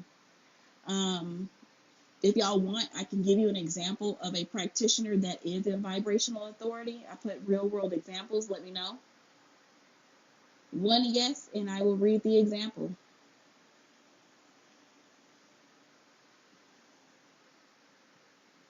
Okay. So let's say someone throws a working your way. A hex, maybe put you in a jar, a freezer, whatever. But you've been doing your daily cleansing. You're eating clean, speaking truth, and doing prayer and energy work every morning. You've been listening to your spirits and making offerings weekly. depending on your belief system. That work hits your field and it gets instantly repelled. Not because it's weak, not because you're invincible, but because your vibration didn't have an opening for it. There was no resonance, no access. In fact, you might even feel a little twing, a flicker, a candle crackle, a dream. Your waist beads burst for no reason. Your necklace falls off, because that's what happened to me the first time I was ever cursed by a practitioner. My necklace fell off my neck, and when I looked down, it was still clasped. Like the clasp was still on there. There was no reason for it to break off. If you read my book, you already read that story. And you know right away someone is moving against you, and it's because you're tapped in. You moved before the damage is even caused. So then we get to resonance. We're going to talk about resonance, which is over here. The law of resonance. It's also called an energetic echo, if you ever heard of that. I actually mentioned resonance a few times when I was talking about vibration because they go hand in hand a little bit. Resonance is the law that explains why certain energies stick to you, even when you didn't ask for it. So it's why some patterns repeat itself, why certain people or situations keep showing up in your life, and it's why some spiritual attacks land while others will just bounce off of you. Wow, yeah. You should get some divination done, X-Files. So, in simple terms, resonance is... So, in simple terms, resonance is how energy finds you. It's the echo between your inner world and your outer world. So the microcosm and the macrocosm. That is also in... do I have that on here? Oh, it's not on here. But the law of correspondence. And when something resonates with you, whether you're conscious or subconscious about it, it gains access to you. So what does that mean? Energy doesn't just move randomly. It looks for what feels like itself, basically. That's what resonance is. So if someone sends you bitterness and you have unhealed bitterness in you, even if it has nothing to do with them, that energy may resonate, and now you're feeling weighed down emotionally or spiritually off balance. That doesn't mean that you're weak. It means that there's a vibration within you that agrees with the energy that was sent to you. That agreement is what allows that energy to land. Resonance is the contract, spoken or unspoken, that says, yes, I recognize this, come on in. This is why it's important not to tell too much of yourself, about yourself, to people. And when you do share things about yourself, if you are, this is, I want to tell you something one of my elders told me, and this is specifically for spiritual practitioners that are online. I need you to listen to this. If you are a spiritual practitioner, you should leave things out or add in small, insignificant untruths about yourself when you're telling stories. It's not about lying. It's about protecting yourself. This was something an elder taught me, okay? So everything you reveal becomes a doorway. That's how people set their spells and stuff up. When they are working against you, they research you. They pay attention to everything you say so they can find an opening, so they'll know what type of working to actually send to you. So cover up what you have to. Shield your spirit with silence. And it's not lying, it's protecting yourself. And I'm not saying tell outright lies. Keep in mind I said small, insignificant untruths. Okay? That was just some extra I threw in there for y'all. Anyway, so let me give you some real life examples of resonance. You keep attracting people who abandon you. Even though you're kind and giving, deep inside you believe that you're not worth staying for. That internal belief is a resonance frequency that keeps cycling the same pain back to you. Let's say you light a return to sender candle and feel immediate release. Why? Because the energy being sent to you didn't belong to you and you were no longer resonating with it. It had nothing to stick to, so the return worked fast. Let's say you cursed somebody out of anger and later felt drained. Let me drink some tea.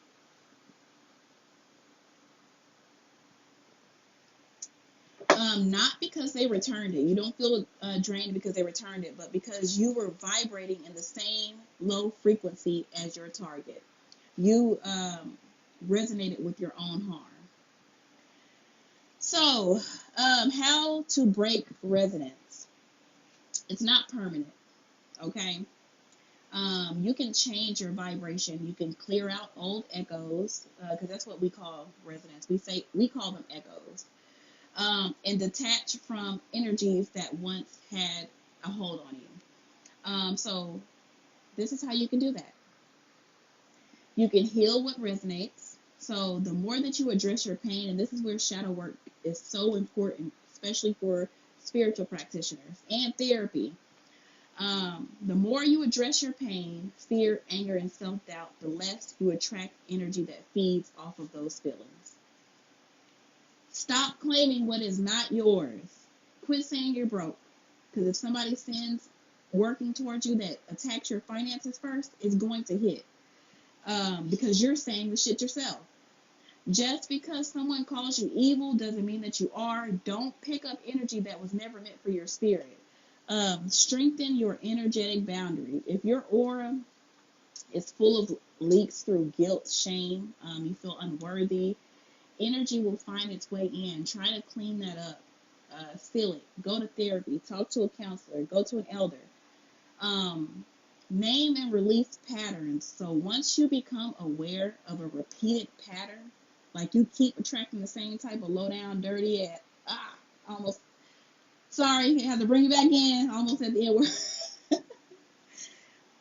You attract the same type of man over and over again. That is a pattern.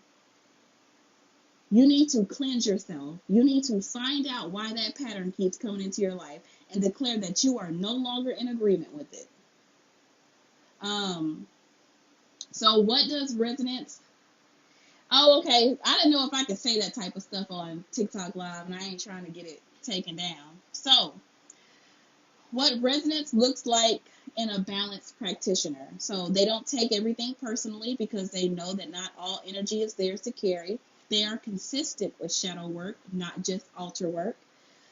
They feel something is off, but instead of panicking, they scan their spirit first, and this is where divination is important. Is this mine, or did I pick this up? Especially empaths, you have to ask yourself that all the time. I know I do. Every time I feel some type of way, and I know for a fact I'm not supposed to be feeling that way, I'll be like, is this my emotion, or am I picking up somebody else's? You have to have conversations with yourself. They don't throw workings from unhealed wounds because they know that what they send still has to pass through their own field first. They bless the lessons they move through so that the energy doesn't stay sitting in their aura waiting on it to be activated again. And when I say that, that means that if a lesson comes to you, try not to make the same mistake again. Because when you do that, you reactivate that energy that you got the lesson from. Like you learned the lesson and then you go back and do the same shit. You're reactivating that lesson. This is a law that most people overlook. They think that protection is just candles, oils, and jars, but real protection comes from awareness, especially awareness about yourself.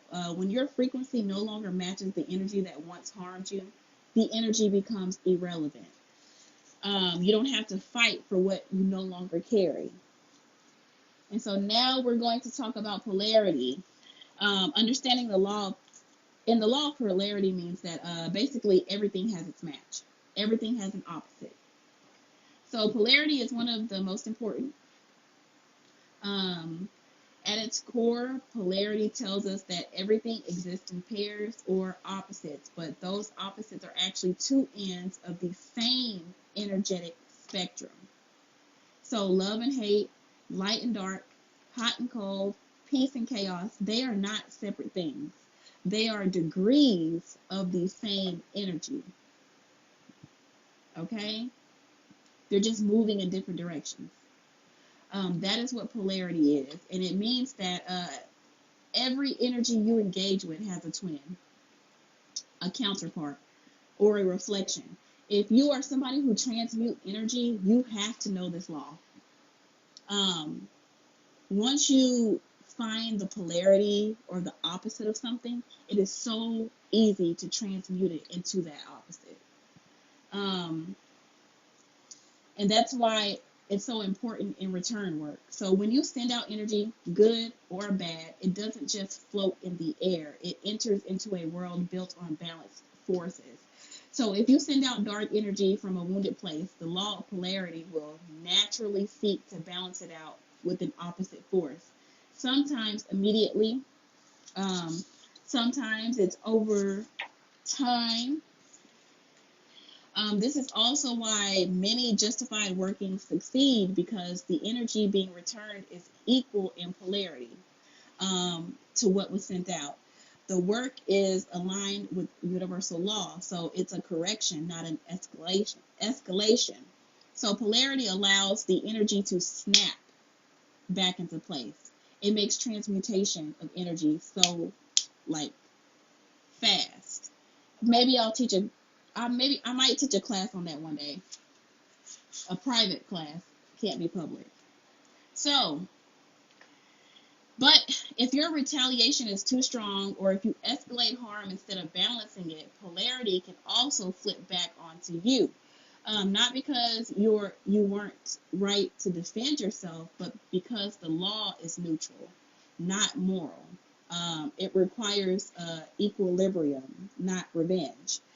So think of a magnet. Every magnet has a positive and negative pole. I'm trying to explain this in different ways, just in case some of y'all still don't understand it. If you try to push two positive poles together, they repel each other. But if you align positive with negative, they snap into place. That is exactly how energy works, especially for those who do energy work. So let's say somebody lies on you publicly. So you speak your truth and expose the facts. That's balanced. But if you drag their entire family, you start spreading rumors, or you curse their business, something crazy, that might flip the polarity. Now you're out of alignment, and that energy may swing back towards you. This is why your intention and proportional response matter. Not because of karma, but because polarity seeks to recalibrate the scales, not tip it further in the other direction. So people who master polarity understand that their power lies in choice, in deciding where they want to stand on the spectrum of a situation. You don't have to match hate with hate. You can return a working in truth and balance and alignment, and it will still move. So polarity helps you transmute the energy. If somebody is sending you rage, you can flip it into fuel. Somebody is sending you sadness, you can turn it into creativity. That is spiritual alchemy, and it starts by acknowledging that energy doesn't disappear, it moves between poles. Just in case y'all don't know what transmutation is, because y'all might not know what I'm talking about, it's like intentionally shifting energy from one state to another. That's basically what it is. So every emotion or energy you feel, no matter how dark, already contains a seed of the opposite.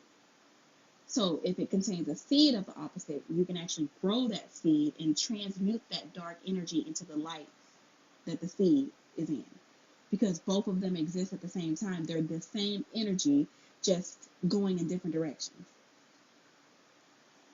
I know that it's super complicated. I'll probably have to teach a whole nother class about that, because we don't have enough time for me to actually teach you transmutation. So your job isn't running from the feeling. Your job is to recognize it, name it, and decide how you want it to serve you instead. I'm going to give you some skeleton examples. And when I say skeleton examples, that means I'm giving you examples of what it looks like, but not a full step-by-step of how to do it. I want to say that again. It's not a step-by-step on how to do it, because that will be your homework, and it will be different based on your belief system, the spirit you work with, and your family lineage. So I'm going to give you an example, and this is examples of transmutation, okay? Turning rage into fuel. So what happens? Someone disrespects you publicly, or spiritually attacks you. Either or. You feel rage rise up in your chest. What you might normally do is spiral out of control, crash out, curse them instantly. How do you transmute that into something else? You have to pause and actually feel that fire. If you have never just stopped and had introspection while you have an emotion, especially rage, don't suppress the rage when you're doing this either.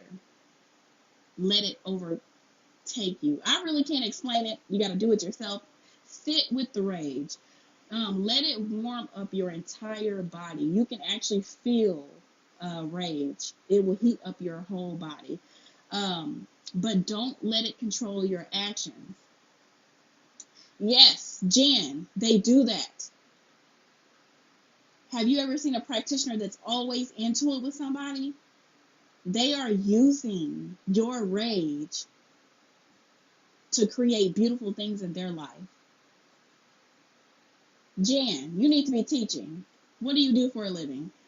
Anyway, so then after you sit with that rage, it's warmed up your whole body. Ask your rage what it wants. Usually it wants to restore your dignity, your voice, or your safety. When I say ask it what it wants, ask it, why am I feeling you? What do you want me to do? Channel it into aligned action. You might do a working to protect your name, whatever you want to do. You're going to channel that rage into the working. As I told you, I'm not giving you a step-by-step. I'm just showing you what you can do. Move your body. If you're feeling rage, any type of hot emotion, any emotion that makes you just go hot instead of cold or neutral, move your body. And when I say that, I mean walk, dance, do a fire-safe ritual, write, speak, burn something. That type of transmutation requires movement. Thank the rage for, and I know this is going to sound crazy, but thank the rage for showing you where your boundaries were crossed. Gratitude is one of the strongest things you could ever use in a working.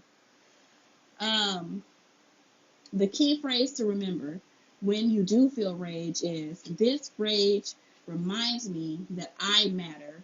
I will move with clarity, not chaos. Yes. And people be, when I respond to people, they think that I'm mad, and half of the time I'm laughing at them. Like, you can piss me off. Like, the people who can piss me off the most are Christians. And that's only because I get DMs from them on a daily basis. However, other practitioners, people in the spiritual community, I'll be laughing at them. The practitioners, people in the spiritual community, I'll be laughing at them. The ones who really grind my gears are Christians. So, did y'all want another example of transmutation? I think I put several down just in case y'all didn't get it with the first one. Let me see. Oh no, I only did 2. Did y'all want me to read another one? One person said yes, I will read it.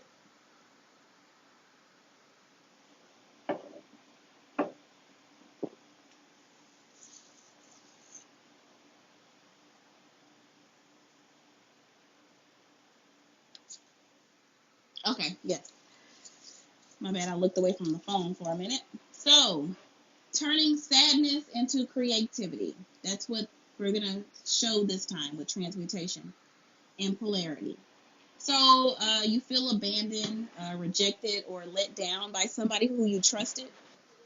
You feel some type of heaviness, some type of unworthiness because you have been left.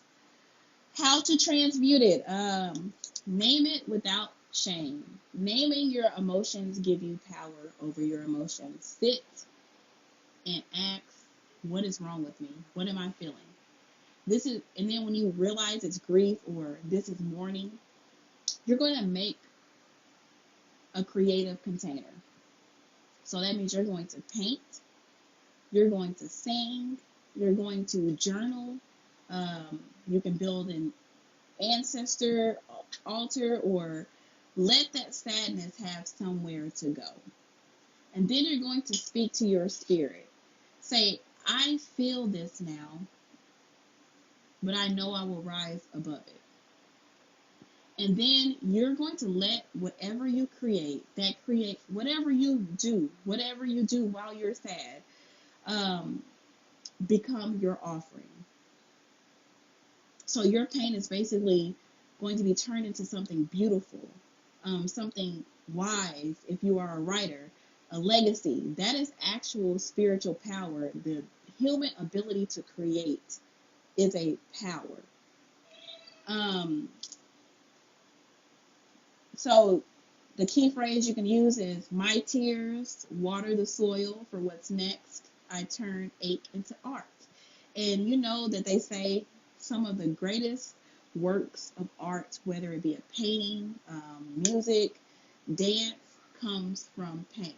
When people say that, they're actually talking about the transmutation of energy.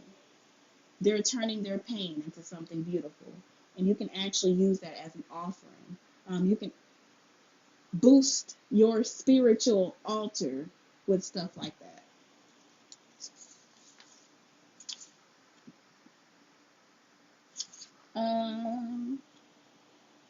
So polarity isn't just about emotion, it's about energy.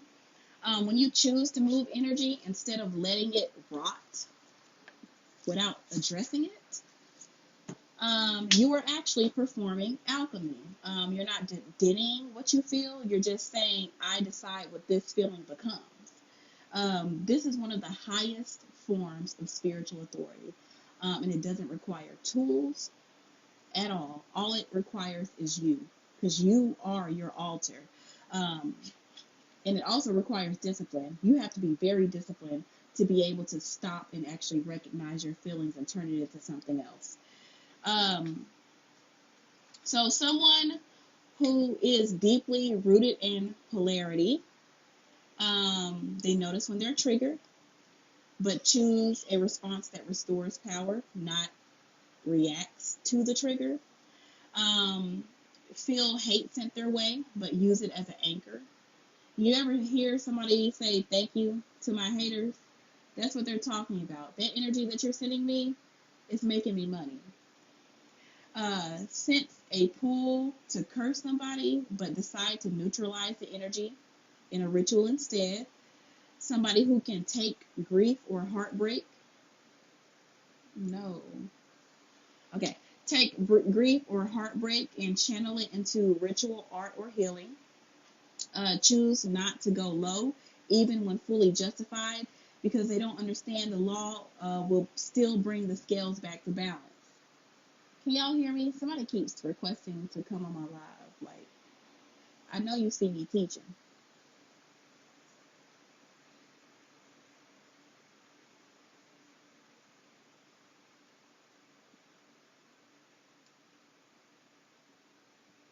You can't hear me?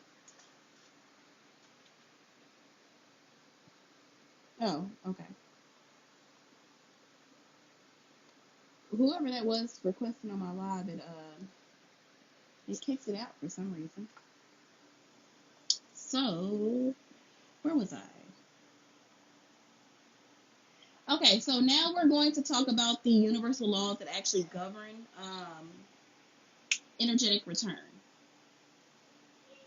The very first one is the law of cause and effect. Nothing happens without a reason, is what the law of cause and effect actually says. Means. It says, for every action, there is a consequence. For every move, there is a ripple. Nothing in the universe happens by accident. Every effect, good or bad, comes with a cause that put it into motion in the first place. That doesn't mean that everything that happens is your fault. That's not what we teach. But it does mean that everything is connected. Every outcome has a root. And if you can trace the root, you'll find the reason. And they always say that root workers always get to the root of everything. That's what they're talking about. Once you can find the effect, because when people come to a root worker, you're looking at the effect. It's our job to find the cause. And everything has a cause. Everything has a root. This is an actual natural law. It doesn't care if you're right or wrong. It just responds to what was initiated. That's why when people say energy doesn't lie, they're talking about this law. The universe records every single movement.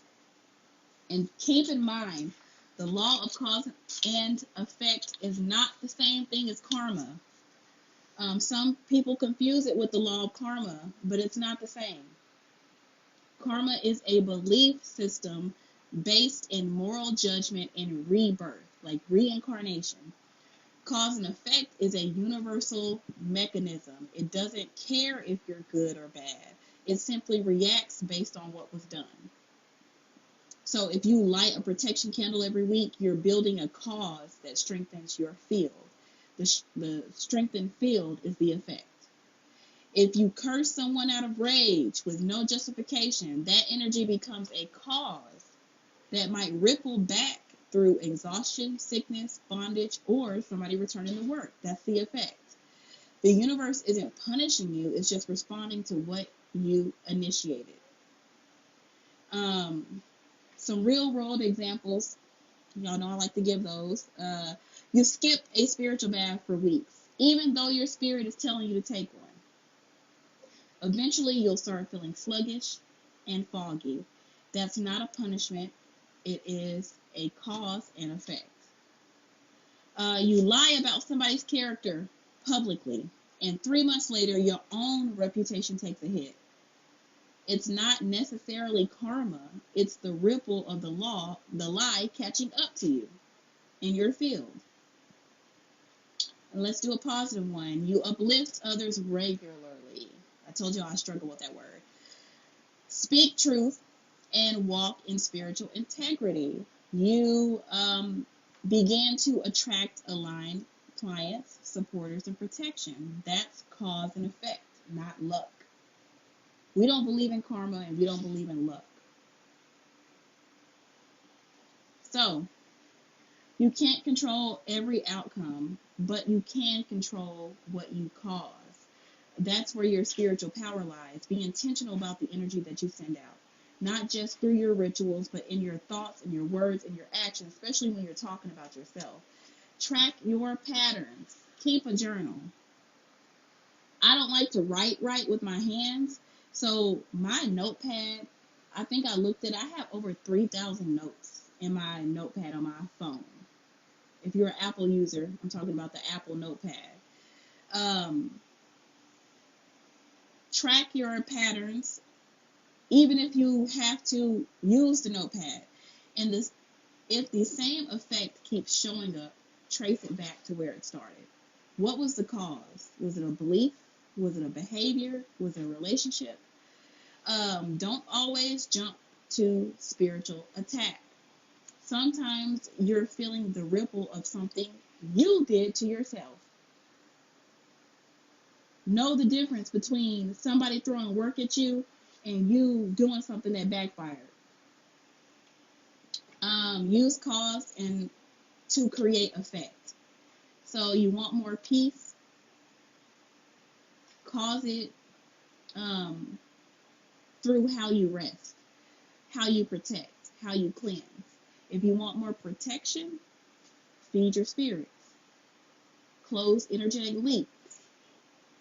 So that's what I mean when I say use cause to create the effect. So what does that look like in a conscious practitioner? A person who is living by the law of cause and effect. They take time to reflect before throwing work, even if it's justified. They track the results of their ritual over time and learn their own rhythm. Most of us write our own stuff. Take responsibility for spiritual misfires instead of blaming others. See chaos not as random, but as a call to look at what has been left unchecked. If chaos is going on in your life, stop and reflect on what the cause was. Understand that inaction is also a cause. So that means if you are not doing, somebody's bullying you and you're not doing anything about it, you're causing that effect by not doing anything. Sometimes your lack of movement brings things to rot in your life. It brings your own consequences because you're not even moving. You're not even protecting yourself. So why should the universe? Why should your spirits help you if you're not helping yourself?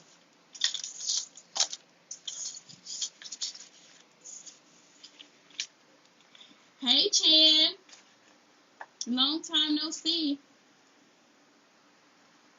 Okay. We're almost done, y'all. The law of mentalism, all is in the mind. The law of mentalism teaches that everything begins in the mind before it becomes a working, a prayer, or a ritual, a reaction, or a return. It starts out as thought. Yes. So the entire universe, every dimension, every plane, and every energy form is governed by a mental blueprint. What you think, you shape. What you focus on, you feel. What you believe, you build. This is not about positive thinking, by the way. It's about mental creation because every reality must be imagined before it's made real. And that is what the law of mentalism is. You can do all the return to sender and reversal work in the world, but if your mind still believes you're vulnerable, weak, unworthy of protection, or cursed, then your reality will reflect that. So when your mind is constantly cycling fear, doubt, maybe obsession over your enemy, guilt about what you've spiritually done, because a lot of people feel guilty after returning to sender and you shouldn't. That becomes part of the energetic equation. Your mind is a portal, so you have to keep it clean when you're doing work like this. You have to keep your mind sealed and you have to keep it focused. Do not let that guilt cloud your work. And if you do feel guilty, get somebody else to do it for you. So, real world examples. If you think somebody is throwing at you even when they're not, but because you're dwelling on it constantly, you start feeling sick, paranoid, and scattered. That is not magic. That person probably didn't even throw at you. That's you cursing yourself. That is one of the oldest tricks in the book, is for a practitioner to make you think that they did something to you. They are relieved of guilt. They haven't did anything. They're minding their own business, but they done tricked you into thinking that. And so now you actually have cursed yourself. And you can't even return it because you're the one who did it. Yes, self-hexing. So, you do reversal, but deep down you're scared of retaliation. Now that fear is coded into the working. Like I told y'all before, I do not believe in fear in my practice. If somebody threatens me or something like that, I do not fear any other human being on this earth. You have to get out of that mindset because, especially if you're coming from Christianity, you're taught to fear everything. You have to get rid of that. Now, you may accidentally pull in exactly what you're trying to push away. You shift your mindset to I'm protected, I'm aligned, no harm has access to me. You start seeing signs of that belief manifesting in how people actually treat you, how your work flows, and how you bounce back from conflict. So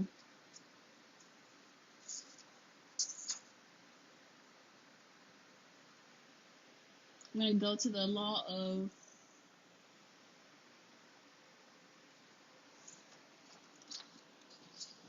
did I skip one? Rhythm. Good vibration. I had put some extra ones in here just in case we have time, but I see that we're not because it's almost 10 o'clock my time. So we're going to go to the law of rhythm. And that means everything moves in cycles. That's what that means.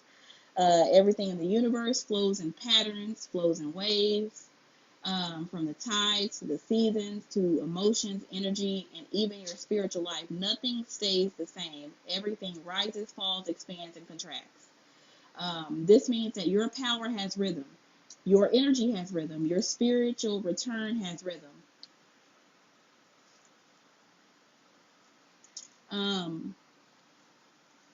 Come back in a minute, baby.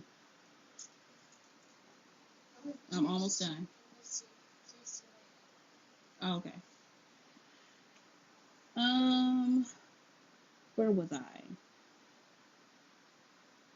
Oh, what goes out will come back, but not always right away. Timing matters. So why is this law crucial to energy work? This is a universal law that teaches you to expect fluctuation without fear. There will always be highs and lows. You can't do anything about it. Some days your energy is magnetic, strong, untouchable. Other days you might feel slow, unmotivated, or vulnerable. That doesn't mean that your protection is broken. It means that you're in a rhythm. And that's why I said everything that rises must fall. You're not going to always be in that constant state of rise. You're going to eventually fall in some way, and how you react to that fall is what matters. The same thing actually applies to spiritual return work. You might send a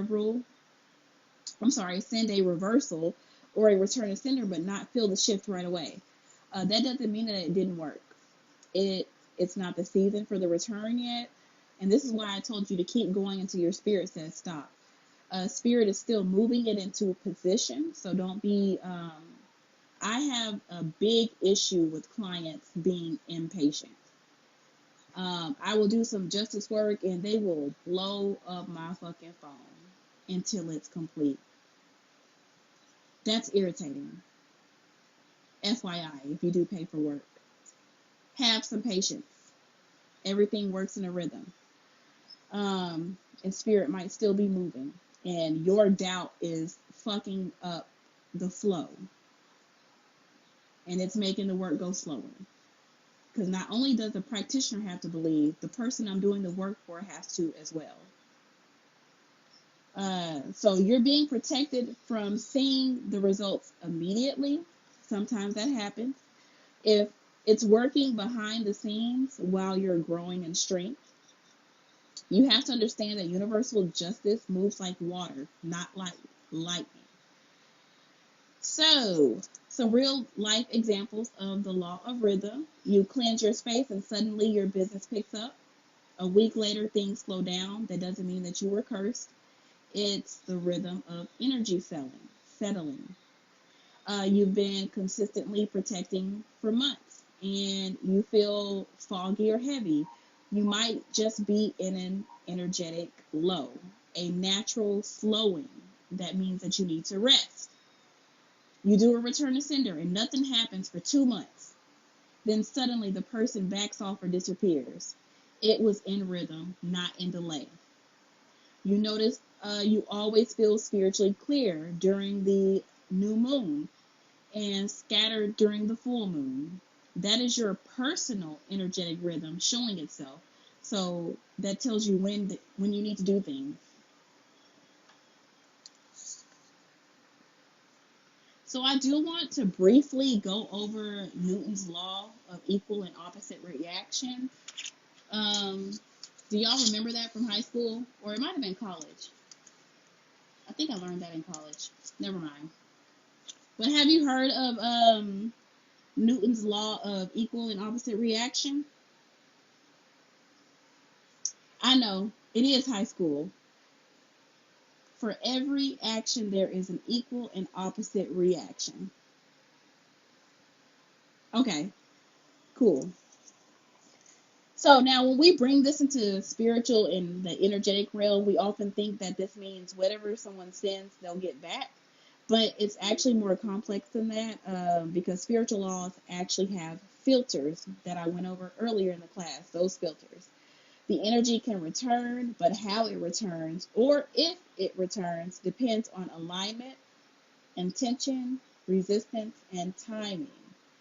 Um, let's say somebody sent you a curse, a lie, or attack something.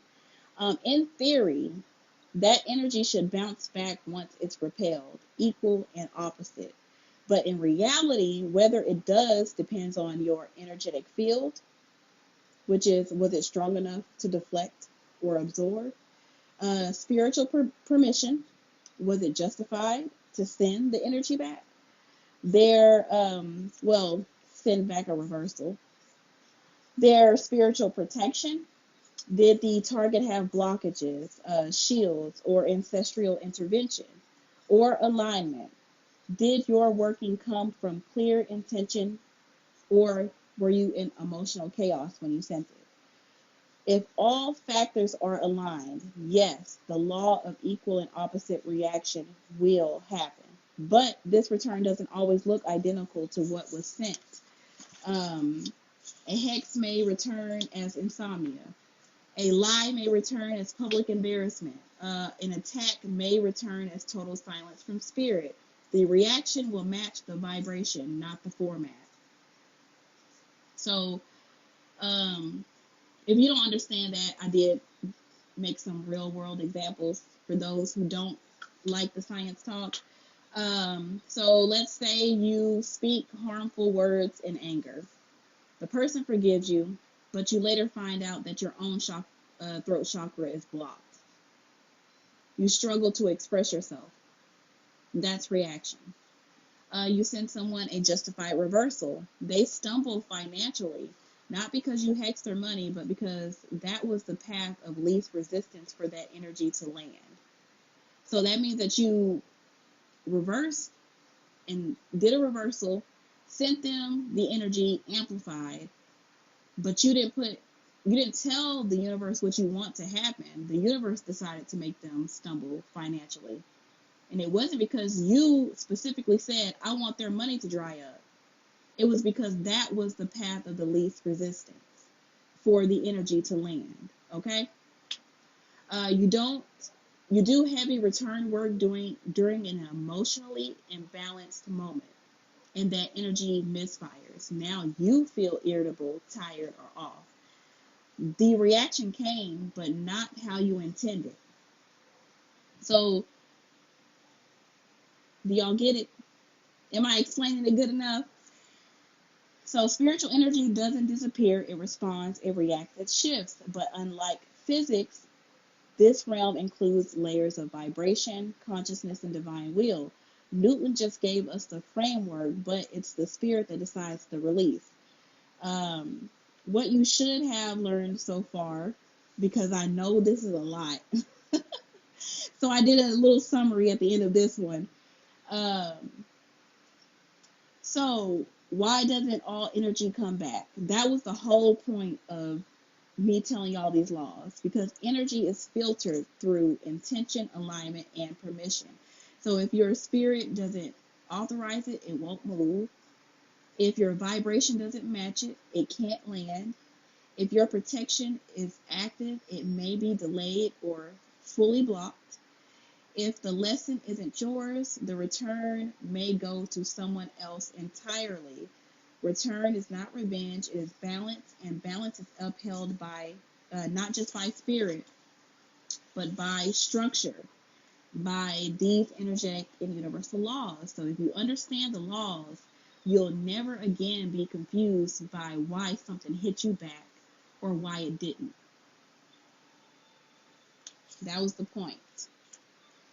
So, we are about to go into the last section. Did anybody have any questions? I'm going to go deeper into return to sender and reversals.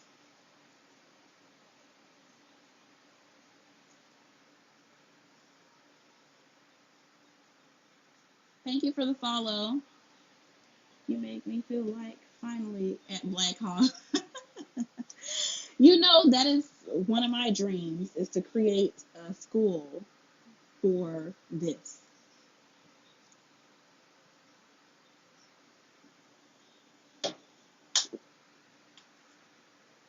The elder that was supposed to help me with it passed away, so starting from scratch.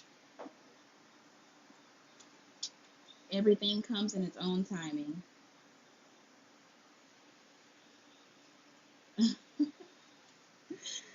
Let me put some stuff together and we'll see. So we're going to move into the last section, which is return to sender versus reversal. Had to make it little because I had ran out of room. I need to start writing smaller so I can put more on the board. Let me close this curtain. I feel like somebody watching me.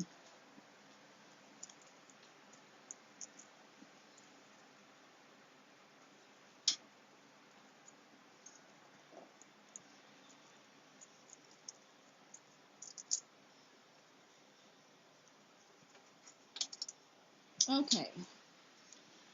So, maybe it was mine. Hey, speak that into existence. So we are going to talk about return to sender, aka the energy mirror. Return to sender is literally a mirror. That word right there. I'll have to find my pointer before the next class. So, at its core, return to sender is not about retaliation. It's not about harm. It is about redirection. So, you're sending energy back to the origin without any alteration at all. No escalation, no additions, no reworking, just the exact vibration that was sent to you. You're sending it back. This is why return to sender is often considered the first step to spiritual defense. If somebody lights a candle against you, and I have several return to sender prayers on my TikTok page that y'all can go listen to. If someone speaks malice in your name in malice, or sends harmful intention through thought, speech, or ritual, baby, Jeremiah, if you want to stay in here, you gotta not do that, okay? Or you're gonna have to go back in the living room. Where was I? Oh, okay. So the return to send, if somebody does any of that, talk about you, gossip, do a ritual against you, return to sender is basically saying, whatever this is, may it go back to the one who birthed it. That's it. You're not deciding what happens to them. You're just refusing to be the one who receives that energy. It is not a curse. It is a boundary. Big difference. In this way, return to sender is actually a neutral act because it doesn't carry any judgment at all. It only redirects the energy away from you and back to where it came from. Examples of return to sender work. While every tradition and practitioner has their own methods, these are generalized, non-specific examples for the sake of teaching. So, mirror work, placing mirrors on your altar or facing outward in a space, symbolizing or reflecting the nature of return. Mirror boxes and jars are super popular now. A container filled with reflective materials or symbols of reversal to spiritually bounce back directed energy. Candle workings, black candles. They always use black candles for protection or return, even though you can use white. Inscribed with prayers for redirection, paired with psalms or personal petitions. You can also do verbal commands or written petitions, simply stating, may all that is sent to me return to its source untouched, carries power. Your voice carries power. Biblical examples for those who keep complaining about me not putting enough biblical examples in my teachings. We've already covered Psalms 35 and 109, but we will do some other ones. So Isaiah 54:17, no weapon formed against me shall prosper, or against you shall prosper. Every tongue that rises against you in judgment, you shall condemn. That passage is often used as a spiritual legal clause, recognizing that while attacks may form, their effect or are subject to your authority to return them. Proverbs 26:27 is used as well. Whoever, and these are on the class materials that I posted on my page. Whoever digs a pit will fall into it. If someone rolls a stone, it will roll back on them. That is direct reference to energetic return. The trap they set becomes their own undoing, just like King David said. And then another one is Esther 7. Haman built gallows to hang Mordecai, only to be hung on them himself. If y'all don't know that story. It was a literal and symbolic return to sender. He literally built the contraption that ended up being his undoing. Proverbs, yes. Proverbs 26:27. Whoever digs a pit will fall into it. If someone rolls a stone, it will roll back on them. Hey, Mama Sunfire. Welcome. Thank you for the likes. So, those are examples of return to sender. So now reversal. This is the escalated return. So this is where you transmute, multiply, escalate the energy.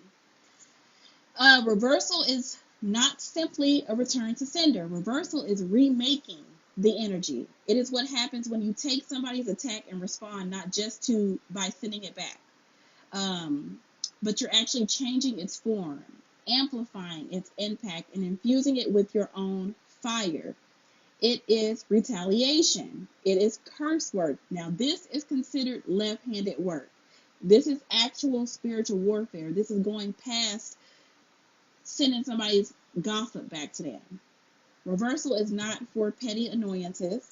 It's not for ego or power tripping. It is for when somebody has truly tried to undo your life. Has spiritually, physically, emotionally violated your will. And they have not stopped. Like you asked them to stop, just like we said with King David. He fasted, he prayed, he loved on these people before he moved to return to sender in Psalms 35. By the time he reached Psalms 109, he was like, fuck them and their whole family, basically. So make sure that you are doing everything you can before you move to this. Okay? So, return to sender didn't work. Protection was pierced. The harm continues. This is when reversal is considered. Keep in mind that you still have to go through divination, ask spirit, if this is the right thing to do. The key difference lies in when you're making a reversal, because I told you that a return to sender is like one simple step. You can pray a return to sender. You can read the Psalms. Reversal requires way more than that. And that's one reason why I gave y'all examples on how to transmute energy. So what makes the reversal working different? The key differences is intention, ingredients, and the energetic charge. You are adding to the energy, not just bouncing it back. You are changing its shape, turning somebody's fear into nightmares, their curse into chaos, their jealousy into personal destruction. You may be calling on spirits, ancestors, forces that don't just return, they act. It depends on what your spiritual system is, what you will do to do that reversal. This is why in many traditions, they consider reversal a form of cursing. Even if it's justified, it's still left-handed work. The line between justified retaliation and harm for harm's sake gets very blurry fast, which is why it should always be discerned with spiritual clarity. That is why you have to do divination. You have to pray on it before you act. Sit with the energy and make sure that this is something that you want to do. Both return and reversal can feel powerful, but it's easy to jump into action. The most aligned practitioners know when to pause and ask, is this something that can be handled in the physical first? Did this energy actually hit me, or did I just feel it pass by? What do my spirits say about this? Do I pull cards? Do I throw bones? Do I throw shells? Do I call my elder? Do I pray and receive clarity? It's about balance, basically. Make sure your response is balanced. Most times, a return to sender is the correct first step. It allows the energy to move back naturally. If that fails and the harm just keeps persisting, then you can do a reversal.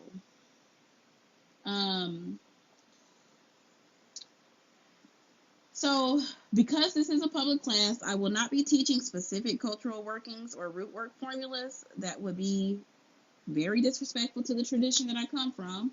But I'm going to give you a few skeletons. And I know I gave you some earlier, but these are just examples of what you can do for a return to sender. Cleanse yourself, set boundary work. This is the mirror, the protective floor washes, etc. Whatever your belief system is, what you'll do. Light a candle, say a prayer, call for redirection, not punishment. End with offerings and gratitude. What did I tell you was the strongest form of offering? A thank you. That's it. Unless you're working with a spirit.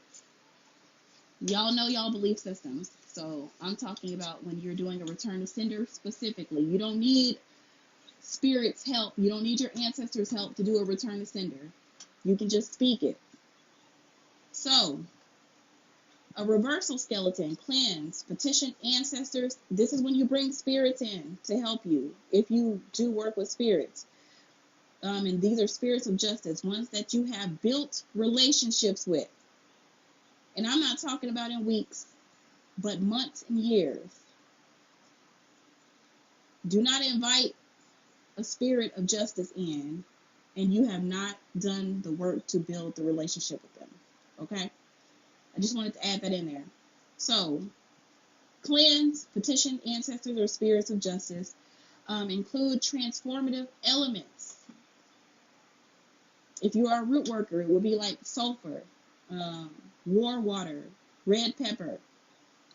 Then you're going to charge the work with whatever emotion. Remember I told y'all how to transmute that rage earlier? You're going to put that energy into your work and you're going to charge it. I told you I'm not going to tell you exactly how to do this stuff. That's your homework. You have to figure out how to do that. And then end with warding and sealing. Make sure you do that. Always listen to your spirit. Okay? So now we're going to get into power, discernment, and responsibility, which is really the most important part of this class. This is where everything comes together. Like you've learned about return to sender, reversal, justification, and energy. But none of that matters if you don't know when to move and when to stay still. Nothing that I taught you today will even matter if you don't know how to control yourself. Spiritual power without discipline is extremely dangerous. And that is why the section is about maturity and not magic. I have to talk about maturity every time I get on here. Not every offense requires a spiritual response. Not every insult needs energy. Energetic maturity is the ability to pause before reacting. It's the ability to discern what is your ego versus what is true spiritual threat. Sometimes the most powerful move is to do nothing. People will literally dig their own graves. Especially when your spirits tell you you got it. Believe them. Believe your spirits. Don't even worry about it. So, let's talk about tools. How you know when to work. Let's talk about tools. How you know when to work. You are not meant to move off of emotion alone. You are meant to seek clarity, permission, and confirmation. That comes through divination, ancestors, spiritual guides, and or elders, prayer, and meditation. And if y'all need examples of that, divination is cards, bones, shells, oracles, dreams, ancestors through altar work, offerings, and visitations and dreams. Spirit guides and elders, don't be afraid to go to people who are wiser than you. Prayer and meditation is when you sit with yourself and let the answer come to you. And if you don't know, wait. If you feel unsure, ask. Spirit will never leave you hanging if you have a good relationship with Spirit. So spiritual hygiene and alignment comes, it should be second nature to you, especially if you are an actual practitioner. Your spiritual hygiene should be the most important thing that you have going on in your spiritual practice. This is what keeps your energy clean before you ever even do a working or somebody does one against you. Spiritual hygiene includes cleansing, warding and energetic shields, alignment and rituals, checking on your emotional health, checking on your spiritual health with your spiritual relationships. You should never do spiritual work out of a dirty spirit. That is how you catch spiritual blowback. And belief alone is not enough. I don't care what anybody tells you. Ritual and authority matter. Intention matters, but intention without action is actually wishful thinking. Authority matters, but you cannot move in authority that you haven't cultivated. The spiritual world operates on frequency, respect, and clear direction.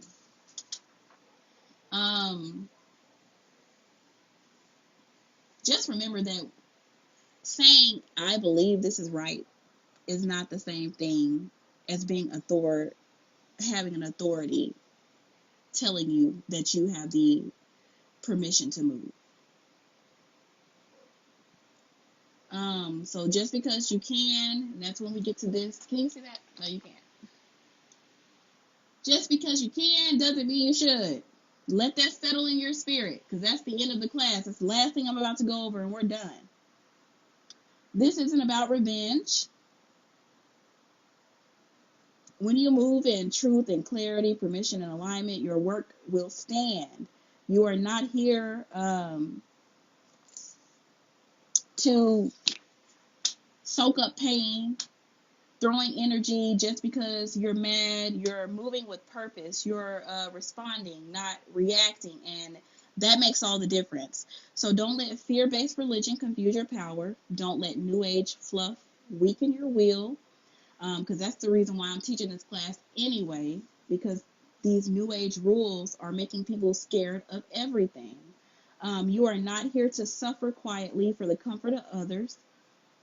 You are here to move in truth, to know when to speak and when to sit still, to know when to return, when to reverse, and when to rise above it. To know that sometimes the universe won't handle it, but your people will. Get that? So your protection is ancestral. Your authority is earned, not given. When you walk in spiritual balance, you don't need to prove yourself. You just need to move when it's time. So whatever you take from this class, I want the most important thing that you take to be justified work doesn't mean easy work. It means aligned work. Okay? And that is the end of the class. Any questions?